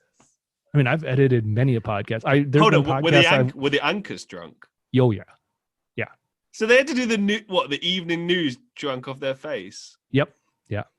How did they do that? How can you be on TV and pull off not being drunk? I'm sorry, like, what? Well, we just switched to Fox. Nobody was watching anyway. I knew you were going to say that, but still, come on. So where like standards and practice is different then? Like, I mean, I imagine if you did something like that now, you'd be like, well, I don't think anybody could really tell, honestly. I mean, there might have been a little bit of a slurred word here and there, but I think that the worst part of it was there was talent and non-talent, and talent is everybody that's in front of the camera, and then non-talent is everybody that's behind the camera. And yeah, I've always disagreed with that. I think that's absolute nonsense. If you ever work on films, TV shows, whatever, like it's a group effort to call it. The fact that they refer to it as talent. I just think that's such BS. Because I'll be honest, the actors, I know obviously we're talking about TV industry, but still the actors, they have it fairly easy. Like I was an extra on the movie Tenet by Christopher Nolan, right? And I can tell you now that the actors got to spend the whole day, in their trailers, you know what I mean? Which, okay, it kind of sucks in the sense that they can't go anywhere, they can't do anything. But you know what their trailer is going to be like. Whereas the rest of us are on set, like, I kid you not, 16 plus hours a day. And yes, the rumors are true. Nolan does not provide seating for extras. So you're sitting around. I was often sitting around on like the cold, hard floor or like benches if there were any. And we were just there 16 hours a day for like 2 weeks, just mostly not being used. So to say, and like, that's the thing, that sounds difficult enough, doesn't it? Waiting around and stuff. But then you watch the people actually doing their cameras and the lighting. Oh yeah, the rigging. Yeah, exactly. Yeah, those people, like I remember, bless her heart, the person who did the clothes, costume designer or whatever, right? She told me that like literally she did not sleep most of the time. Like the hours were like 18 hours a day, and then you had to start the next day at like 4 a.m. or something. So she would literally, you'd find her like, if she could try and sleep during a day, she would do it. And a lot of the other staff would as well, when there was just a blip in the day where they could get away with that, because they're just constantly on it. You just have to constantly be on it. And it's just brutal. Yeah. I was in a movie with Julianne Moore and Jonathan Rhys Meyers. Cool. And do you know who Jonathan Rhys Meyers is? No, but I know who Julianne Moore is. She's very, very short in person. Really? And it was, we were filming in Pittsburgh at night in the rain. and we were outside for like 6 hours in the rain at like midnight, 2:00 in the morning, and it was miserable. But it was Julianne Moore and Jonathan Rhys Meyers was the male star for this movie, and they told us, do not talk to them unless they talk to you. Do not approach them. Do not do anything. Yeah, so as though they're like the Pope or something. But my one was at this landing on this staircase. The staircase came down, had a landing, and then had another one. And so I'm standing on this landing, and Jonathan Rhys Meyers is coming down, and I go up to him and I hug him, and everybody starts freaking out. Like, what the hell is going on? We specifically told everybody not to do anything. And I whisper in his ear, your fly's open. And oh, what a legend you are. And he like looks down, he zips up. He's like, thank you so much. Nobody would have told me that. And then later during a break, he came over and we had a smoke together. And it was just kind of a cool thing because he was a real decent guy. I didn't really talk to Julianne Moore other than she said hi, and that was it. But she was beautiful, very short, but just gorgeous in person. Awesome, man. Awesome. Oh, yeah. So I want to talk a little bit more about the TV news situation. So, like I said in the messages before, you sounded quite annoyed, maybe is the way to put it. I don't know. Sure. Like you were kind of annoyed at the situation right now with how news is in the media. You mentioned before there's a slant, there's bias. I remember us talking about that in the messages, and I agree with that. There's a lot of that. It's very difficult to find kind of factual news these days. It's the same in the UK. We've got the exact same thing here. BBC is typically just whichever government is in at the time. The rest of them. Do you still have Page 3 Girls there, or is that gone away? I think we still do. Yeah, I think so. I'm not sure. I don't read The Sun because it's trash. So yeah, I've never been to the UK, but I just, when I was younger, that was like a thing. It's like on page 3 of this newspaper, they have topless women every day. It's just bizarre. And like, I remember growing up with that thinking like, oh, that's kind of funny. But now I'm like, that's bizarre. Like, why is that a thing? It's weird. Yeah. It is weird, isn't it? And do you know the weirder thing is a lot of those women were very young. Like, I mean, okay, for example, the legal age of sex here in the UK is 16, which I've always thought is super creepy. Because if you're like 30 years old or 40 years old, you can date a 16-year-old, and that's totally okay. Well, I'm not okay with that. But many of the girls, as I understand, who've been on the front page 3, I'm not 100% sure. I could be wrong on this, but there's definitely been 18-year-olds on there. But there could have possibly been younger, like 16-year-olds. I'm not 100% sure on that. Yeah, they have what's called Romeo and Juliet laws in some states here in the U.S. where age of consent would be 16, but it's only 16 if you're within 2 or 3 years of that. So a 19-year-old can date a 16-year-old, but a 20-year-old can't date a 16-year-old. And that makes it a little bit less creepy. It is, but I think it's just pointless. I think that's stupid. You might as well just have a universal law where we all agree, okay, by this age, you're an adult, and this is reasonable to date anyone above. Well, I think that should be true for everything. It's like, if you're an adult, you're an adult. And it shouldn't be, well, it's 18, you're an adult, and 21 to drink. Yeah, and I totally agree. It's such nonsense. Here in the UK, it's the same thing. It's like, 16 for sex. I think you can join the army at 16, but then possibly driving, I think 16 as well. But then there's other things where you have to be 18. Oh, drinking, you have to be 18. Some clubs, you have to be like 21. Some are even you have to be 25. Like, where is the sense in that? Like, a lot of the time when I'd look at the States and I'd see that like a lot of the things would just be 21. I used to think, okay, maybe that is a little bit over the board, but do you know what? At least it's consistent, and like everything around that is consistent. Like, you have to be 21 to pretty much do anything. And to be honest, over the years since I've grown up and I've sort of approached my late 20s, I look back and I look at myself at 21 and I think, do you know what? That's a more reasonable age to say I'm an adult now. And even then, your 20s, it's a mess, but at least you're responsible. I think that's the issue, isn't it? Like, can you really say that a 16-year-old is responsible and can make sensible decisions for their life and everything and who they associate with? I'm not so sure. Yeah, I and think it's. I swear I'm going to get back to your question, but you brought up something that is really kind of a pet peeve of mine is, and this is a US thing. I don't know if they do it other places, but you can be charged as an adult for a crime at like the age of 13.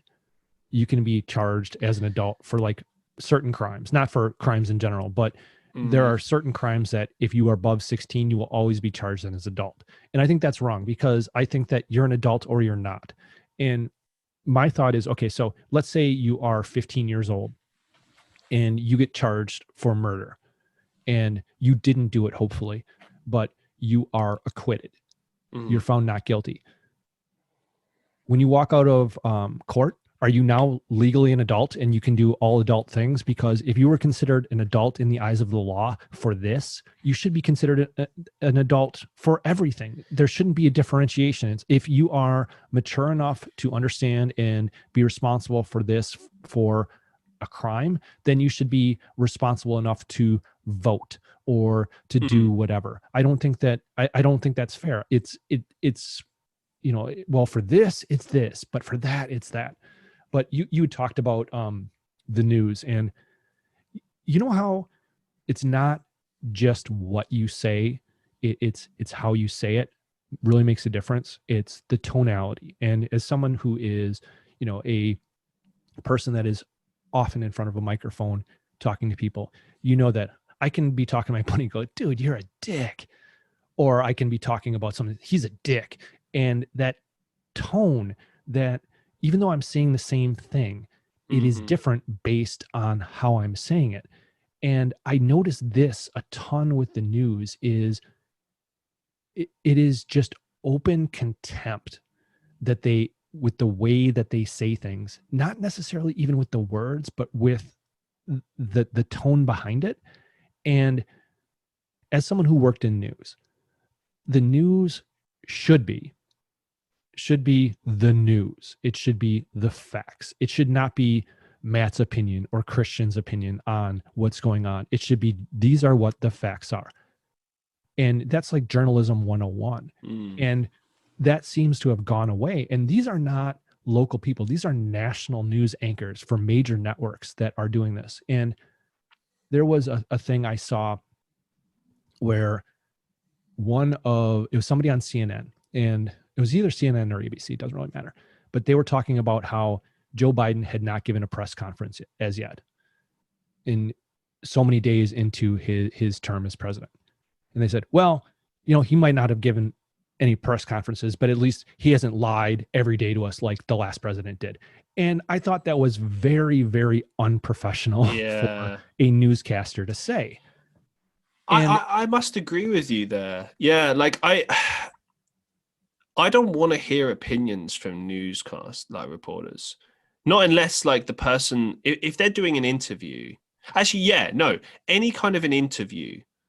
I've noticed this over the years. Like, there's the famous example of Jordan Peterson and the British anchor on Channel 4. I can't remember her name. It sort of seems to be missing my mind at the moment. But she came onto that with an agenda, and she was trying to kind of catch him out. And obviously, famously, he sort of was able to respectfully dodge that and kind of, you know, no, I mean, he didn't make her a fool or anything. He was able to just kind of say, hey, we're not doing this. This is, you know, I'm not, what are we doing here?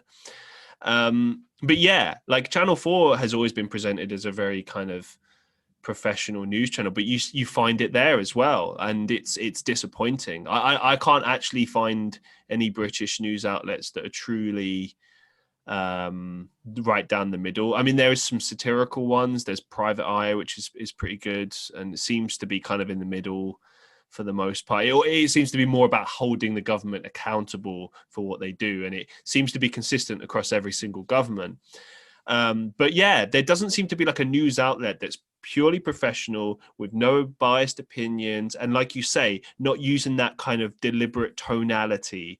And here's another thing. I stopped watching the news when I was young kid. I was probably 10, 11, because I realized that everything on the news is 100% negative, and it's designed to just leads. Yeah. It's supposed to terrify you. I'm surprised people that watch the news regularly, I'm surprised they don't go out and kill themselves afterwards, because it's just so depressing. Like, I remember when I used to watch the news growing up as a kid, the only time I ever noticed that it would be in any point like positive would be if it occasionally we'd have a thing where it would switch to local news towards the end of the evening, or when the news was winding down. So you get like half an hour maybe of local stories in your area, and like the final 5 minutes, maybe there'd be like 5 minutes where something nice would happen, like a local charity or something, but literally it'd be like 5 minutes. Everything else would be negative. And it would be across everything. It'd be like fear about the markets, fear about where the economy is going, fear about what the government might do in their latest budget or plan or press conference or whatever, and fear about what's going on in the Middle East, and just fear about terrorism, home security, like literally everything. They can, even in this situation, and you know, the America's been guilty of this, England's been guilty of this, where they don't have any information. All they have is just a running feed of something about someone, or, you know, and like I was watching, this is weird, but I was watching news from years ago earlier. Just, it was, there's a guy in the UK called Charlie Brooker, who is quite famous for being the creator of the Black Mirror series. You might have seen. Okay, sure. I knew the name. So he created that, he directs that and produces that, but he also produces these things in the UK, or used to in the UK, called Newswipe, where he would just kind of satirically destroy everything in the media and make a farce of it. And it was hilarious, but it was really intelligently done. And he did one where he was talking about this football player from the early 2010s called John Terry, who at the time was a captain of England, the football team. And he'd had some sort of an affair or something. I don't know. I don't really care. But he'd had an affair, and the media was all over it. But basically, there was a super injunction that had been put out at the time, which is a court order which prevents everyone, including the press, from being able to report on it. But when they were able to sort of report on it, the media was having a field day, like printing just rubbish about him, speculation and everything. But all the news programs were treating this like this was some major national event of interest to everyone. But they didn't have any new information for about a week. Basically, the England captain was obviously doing training and you know, just being followed by them constantly. So they'd be like watching him through the trees where he was training, like trying to see, oh, what's going on? John Terry's got into his car. What's going on? What's in his thoughts? All this, right? But then the England manager at the time had like a broken leg or something. He was away getting it fixed. And basically what it was leading to is him and John Terry would eventually meet, and then he would get fired as England captain because of that, because it's, you know, not professional, blah, blah, blah. But that whole entire week of waiting between, you know, when it initially broke and then when they eventually had that meeting and the outcome of that was just literally a week of rubbish. There was just debates on those TV shows, or news shows, if you can call it that, where they're going, oh yes, we don't know if this is very professional, if this man can lead our country, and they were treating like football as though it's some major battle, which is just ridiculous. But yeah, the whole thing was just silly, and it amazed me on many different levels, because on one level, it's like, why is this news? Why is this important? Secondly, how can they string this out for a week and not give you any information at all? Like they're speculating and just going. That they were, at one point they were talking specifically about there's a feeling of mounting pressure on John Terry. There's a feeling of mounting pressure, and it's like there wasn't any pressure. They're just making this up. They just have nothing to work with. But this is still time. Yeah, this is the biggest story at the moment, but there's literally no new information. But they know they have to say something, so this is what they come up with. Yeah, when something major happens, think about like when Columbia broke up. Gosh, I'm referencing both shuttle disasters, or when 9/11 happened. They were just stretching to fill time when they knew absolutely nothing, and it was literally an entire day's worth of news that had about 5 minutes worth of information in that. You know, they would have video, they would bring in this person, but You know what? At least with 9/11, like that was actually a matter of public interest, and It was a like, real story. It wasn't and it like wasn't just somebody's dirty laundry that they're airing in public. yeah, like that was legit. And do you know what? Like there wouldn't have been like that to me. That's news. That's what you need to hear about. There's been a major incident. Here are the facts. Here's what's going on. Here's the live situation. And do you know, it's fine. If there's no new updates in like 2 hours, I'm not angry at that, because that's what news should be. If it's on a 24-hour scale and it's being updated like it is, fine. You know, you just keep checking in and out, and you do what you can. You just keep... you do what you can. Like the one thing I will commend news networks for is they always tend to bring in people that they find are relevant to the situation. So like a new locals on the scene, or like a reporter that's near the scene, or, you know, maybe some sort of a person who works in industry or something. It's like they'll always bring on people that they know are relevant in some shape or form, and they use that to fill. And sometimes they bring in valuable insight, sometimes they don't. You know, it depends on the situation. But you had talked about how it's like bad, and then something good at the tail end of a newscast. That's by design. Yeah. And and there was actually a word for it, and I can't remember it because it's been so long, but it was like murder, bad weather, our sports team lost, here are puppies. And it was the last thing in the newscast was always kind of like a nice, happy, light thing to end it on. And that was something that was by design. But surely, like I said before, it's enough to make one, you just go out feeling depressed. I mean, even if you did see that last little light-hearted story, you're not going to forget about all of the things. Oh, my sports team lost.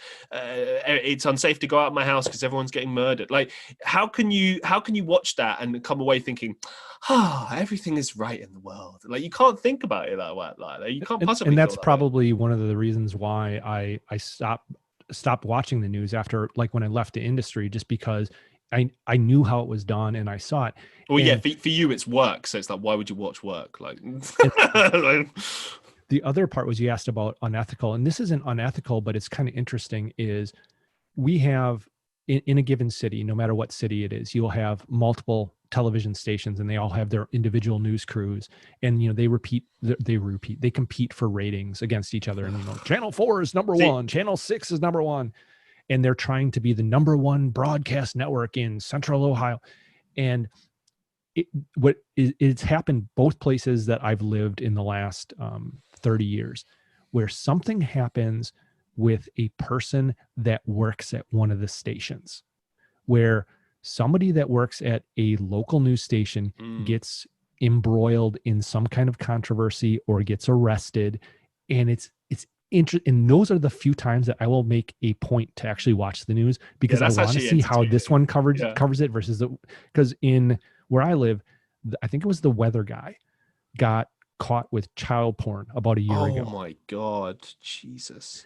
And his station, they mentioned it. The other stations, they led with it, and they were just like, child porn on weather guy. Oh, so they were doing it to like bury the other news station and be how could this unprofessional network continue when they've got a guy working for them that does this? Like, is that kind of the theory? Yeah, exactly. And they have a lot of the commercials, and I know commercials work very, very differently in the UK, but a lot of the commercials are auto-loaded. They're done by a computer, and now it's probably different because it's been several decades since I was involved, but you don't load up a commercial. It's just run by a computer, and they have like a loop of tapes that they'll play this particular bay. Yeah, it's just automatic, isn't it? Basically. Yeah. And you have these promos that are cut by individual, you know, talent, on air talent for a given station. And it will just run in between commercials, for example. And the station I was working at, a guy died. One of our main anchors died. Oh dear. And they forgot to pull one of his promos. And people were just livid. No. And we're sitting in the control room because we're between shows, and, you know, we have the monitor up and stuff. And I see that kind of playing on the monitor. And I'm like, yeah, I'm leaving for like the next 20 minutes because I'm not going to be here for the absolute screaming match that is coming down the hall right now. So back then, like, I guess you just got like a ton of emails, I suppose. Yeah. Email was really kind of cutting edge at that point. I mean, I had an email address for school. So phone calls then. Phone calls, yeah. Yeah. Phone calls, facts. People still use fax. That blows my mind. IRS does. I got audited a couple of years ago, and I had to send them stuff via fax. Oh my God, that takes the piss. And it's like, okay, well, first let me find my time machine so I can go. And who owns a fax machine anymore? Like, well, fortunately, the printer I had to actually find it, plugged my printer into my phone line and a lot of people don't even have phone lines anymore. Jesus. It just blows my mind. Like, okay, at least if you're going to use old systems, provide new ones that, you know, the world uses. Like, I mean, if come on, man. Fax is secure. I'll give it that. A fax. Yeah, no, secure. I'm not. I've got nothing against fax. If people still want to use it, great. Like, fantastic. But at least provide people the option of, you know, email, phone. I don't know. Like, we have this same issue in the UK. Let's move on from politics and talk about your stand-up I got one for comedy. you. Yeah, sure. I got one for you. Oh, you got one for me? Okay. Yeah. Let's go. Favorite Bond. Oh, that's tough. I'm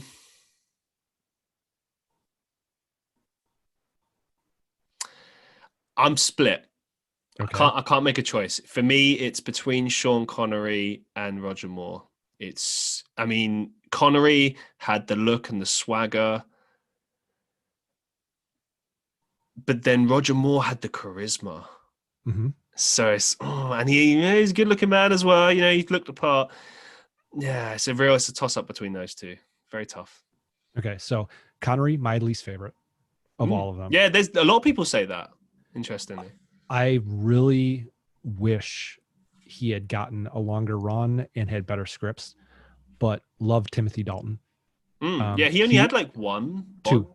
He had he was 80s Bond, basically, wasn't he? Yeah, exactly. And that was when they were trying to make him a little bit less of a playboy type thing, and it didn't work. But I really like the nuance. He will forever be womanizing. Yeah, and that's the thing. Well, until he regenerates as Jodie Whittaker. So that's, you know, Doctor Who. Jodie Whittaker became Doctor Who, you know, same kind of thing. There's been no, that will never happen. There's been a big push to either make Bond a woman or to make Bond Idris Elba, which that could happen.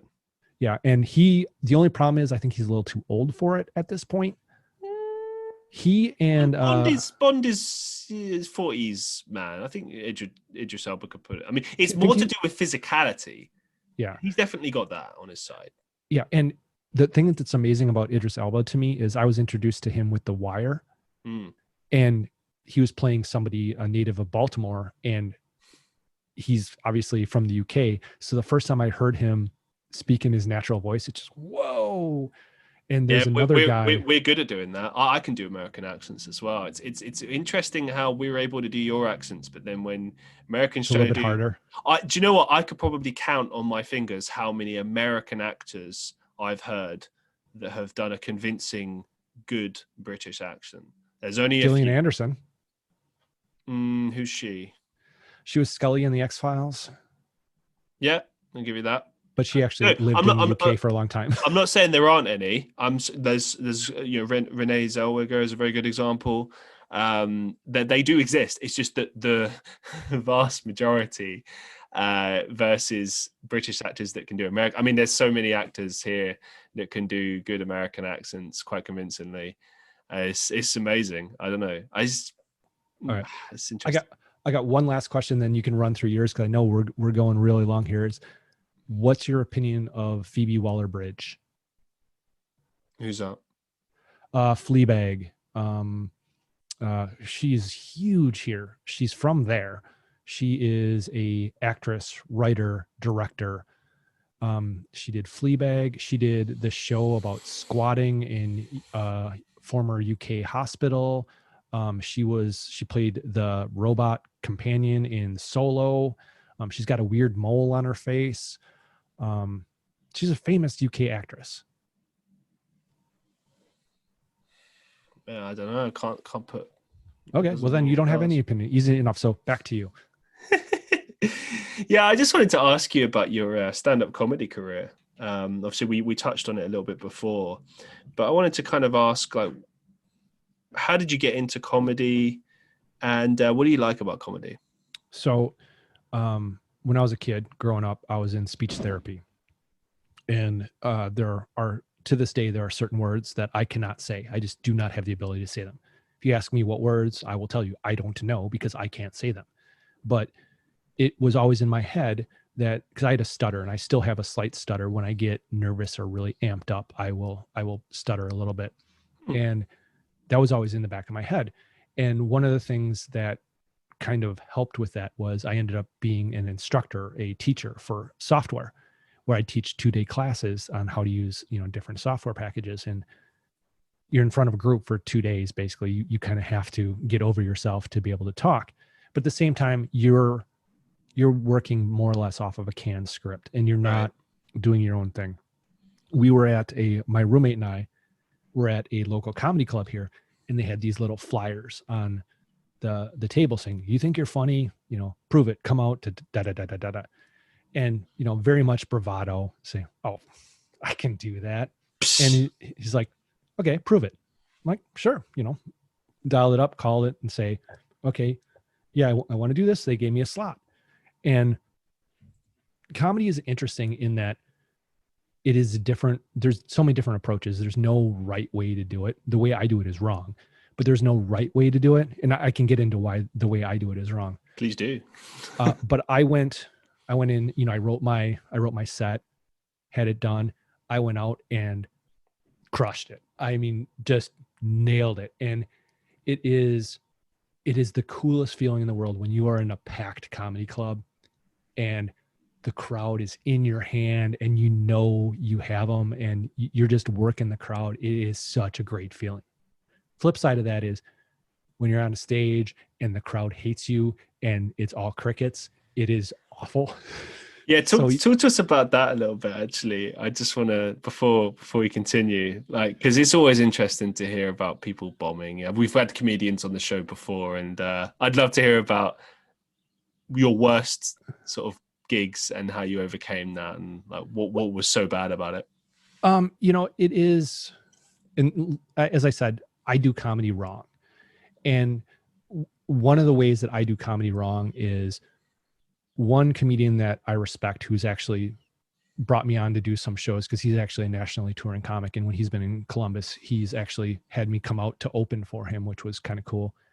And he said to me, the first time he ever met me, he said, "I wanted to hate you so much because you were the new guy. And, all these other people have been here longer." And he said, "But you're funny. And don't let anybody tell you you're not funny. And I wanted you to not be funny, but you are." And I'm like, "Cool. Okay, that's nice." And he said, "But the person you need to write for, the person you need to do comedy for is you. You need to do comedy for you, not for the crowd. Because if you don't believe in what you're on stage saying, it's never going to work." Right. And that's great advice. But you also need to be able to adapt on the fly. You go out there, and if you're not the first comic, if you're the first comic in a show, you never know what the crowd's going to be like, because different crowds are going to respond to different things differently. And I tend to work blue just because that's what's real to me. And I've gone out and just known that, okay, this is not working. I have a backlog of material where I could pivot and say, okay, I'm going to do something completely different. But I wrote this new set. I'm going to do this new set. If you don't like it, I don't care. I'm doing this for me because it's not my career. And that's another way that I do things wrong is I've never done the same set twice. Every time I go on stage, I do new material. And I do that because I have friends that will come out and see me, and it just seems pointless for them to come and see me tell the same, 5 minutes, 10 minutes set. I got to say as well, that's something that I always wonder about with comedians, because obviously when they do a tour, they're doing the same material for that entire tour, and they will obviously adjust things according to, based on locality and stuff. Maybe they do certain jokes in certain towns, maybe they don't do other jokes in certain towns, and things will work. They'll put a thing in, take a thing out. Deal with hecklers, whatever the case may be. But yeah, they will often do that. And it's like, do they not just get bored? I mean, what if you have like 200 dates in a year or something? Like you're doing the same material every single night. You must hate the sound of your own voice by the end of it. Yeah, but every show, even if you're doing the same material, is a little bit different, especially if I try to do stuff with the crowd if I can, which sometimes works great, sometimes is awful. Yeah, it's like if they're not reciprocal, right? Like if they're just... and you don't know, and there are things that are dicey as far as like topics to go into. And these are things where it's like, because you bring race into it, is a very touchy issue, and it doesn't work with every crowd. But there's been times when I've had people in the front row where it's like, after I tell that joke, I'll like do a fist bump with them because they're kind of like into it, and it will work. But there's an age factor too, because now that I'm a little bit older, comedy is a young man's game. Most of the people are probably your age or younger that are doing a lot of these shows. And there was a show that I did, and there's this thing in the US, it's called the Red Hat Brigade, which you've probably never heard of, right? Can't say that I have. It's like a thing for older ladies in like their 60s and 70s, and they get decked out, and they wear like these red hats and all dressed up in dresses and stuff, and they go to restaurants and plays and apparently comedy clubs. And I'm out there, I'm about to go on stage and tell filthy jokes, and right in the front row, stage left, is this group of 70-year-old women. And I walk out on stage. I don't even introduce myself. I just walk over to them. I'm so sorry. And to their credit, they loved it. They were completely into it. Yeah. But there's been other times where I had somebody go out in front of me, and they had a similar act to mine. And not in jokes, but just in flavor. They kind of went down the dirtier path, and they were bombing. And then you walk out there and you've lost your confidence, and the air has kind of been sucked out of the room, and you just kind of, well, what am I going to do here? I'm going to kind of just try to get through this. And once you lose a crowd, it's hard to bring them back. Yeah. And you can do it. I have done it, but it's easier to lose a crowd. And it all depends on, you got to get that first beat. You get that first big thing, and then you can build. And then you try to build, and then just pow at the end. And that's what you try to do. And sometimes it works. Sometimes it really doesn't. And it sucks when it doesn't. And I like it when people come up to me afterwards and say, you sucked, because that's honest. If I sucked, I've been at shows where I've bombed. I've had friends come up to me that were at my show and said, oh, you were funny. It's like, no, I wasn't. My wife's at the same show. She comes up to me and you sucked tonight. And I appreciate that honesty, because that's legitimate feedback. Yeah. So fair enough. Yeah, fair enough. Well, yeah, let's move it forward. Thanks for sharing, by the way. Sure. I appreciate that. Sorry, I did go a little blue on that joke, but I apologize. So no, it's fine. No worries. What's the biggest life lesson that you've learned so far? In comedy or in general? In life. Wow. Oh, biggest life lesson I've learned. Buy Apple stock 20 years ago. No. No, actually. You look a bit like Steve Jobs. Has anyone told you? I used to get Tony Hawk. I think I like that one better. Ooh, yeah, I could see that. Yeah. I look like Steve Jobs now, which is part of the problem. Yeah. But younger Steve Jobs, like sort of like... Yeah. Like, well, I used to have hair like yours. Like basically like mid to late 90s Steve Jobs is what you look like.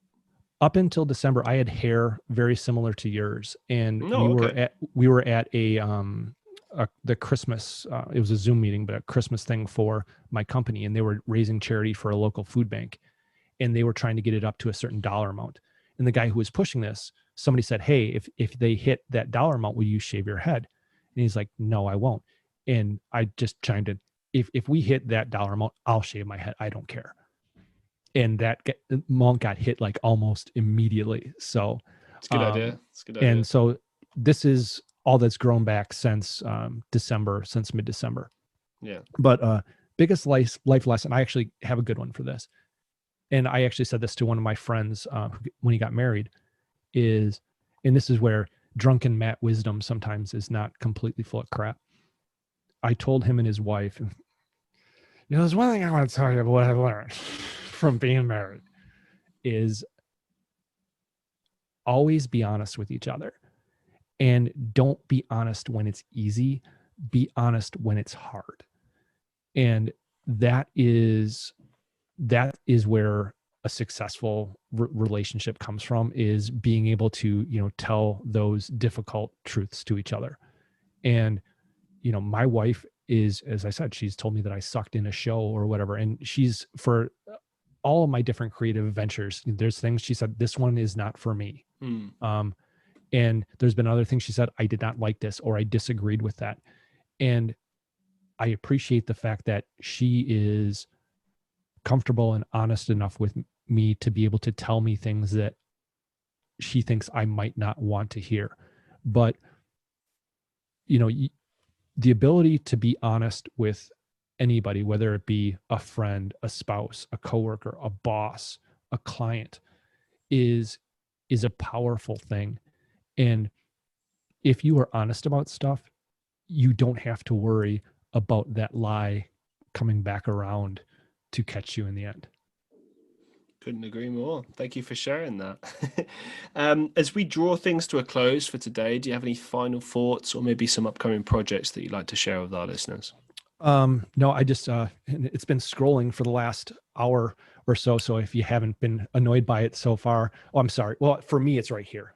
So I have a podcast, Betamax Rewind with Matt and Doug. We do about one episode a week, usually released really late on Saturday nights, covering 80s movies. We do also have a offshoot of that podcast where we are walking through the Star Wars cinematic universe, and we are through the first 3 episodes. So we just got finished with the prequels, and we're doing that once a month. I'd love it if you check it out, listen to it.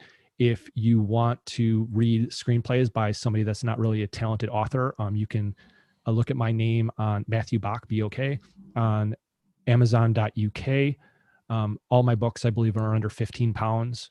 There's a couple different ones. There's a sci-fi one and a bunch of other ones. Put them. Let's see them in the show. So that's the Adam Carter saga. This is actually a trilogy. This is what I talked about a thing where I wrote the first one, and then I went back and I wrote 2 prequels to it. Yeah. And there's 5 different books. They vary in length from about 400 to about 800. Varying scripts from just having 1 in them. Some of them have 5. Varying quality, but all different genres. I get a little piece of everything that's sold. Beyond that, not really much. I just changed jobs, or my contract, because I'm a consultant, an IT consultant. My contract just ended a couple days ago, starting a new one on Monday. That's no rest for the wicked, but thank you so much. This has been an interesting conversation. We probably could go on for another several hours. We really kind of just scratched the surface of different things to potentially talk about, but I do want to thank you very much. This has been fun. I was a little bit scared coming in. I felt like it was going into a job interview where I didn't know what the job was, and I just knew that I was going to get peppered with questions. So no, I'm not a developer. I don't know how to do that. So it's been a great conversation. And I think that, we had a definite good kind of back and forth with the different things we were talking about. Yeah, it's been an absolute pleasure to have you on the show, Matthew. I felt the same way. And, it's one of the reasons that I continue to do this podcast, because I love meeting people such as yourself. I love having these conversations, and I'm pretty excited as well as to see where the conversation will go and where it ends up. And you obviously try to kind of struggle to keep things on track, but at the same time know when to let conversation flow and stuff. I'm still getting the grips of it, and we're 80 episodes in, I think, at this point. So it's onwards and upwards for the show. But yeah, massive thank you for agreeing to be on the show. It's been an absolute pleasure. And everyone listening to the Christian Reeve Podcast, make sure you go and follow Matthew and check out his podcast, go buy his books, and all that jazz. And yeah, thank you very much for listening to the Christian Reeve Podcast. And until next time, peace out. One love. I'll see you in the next one.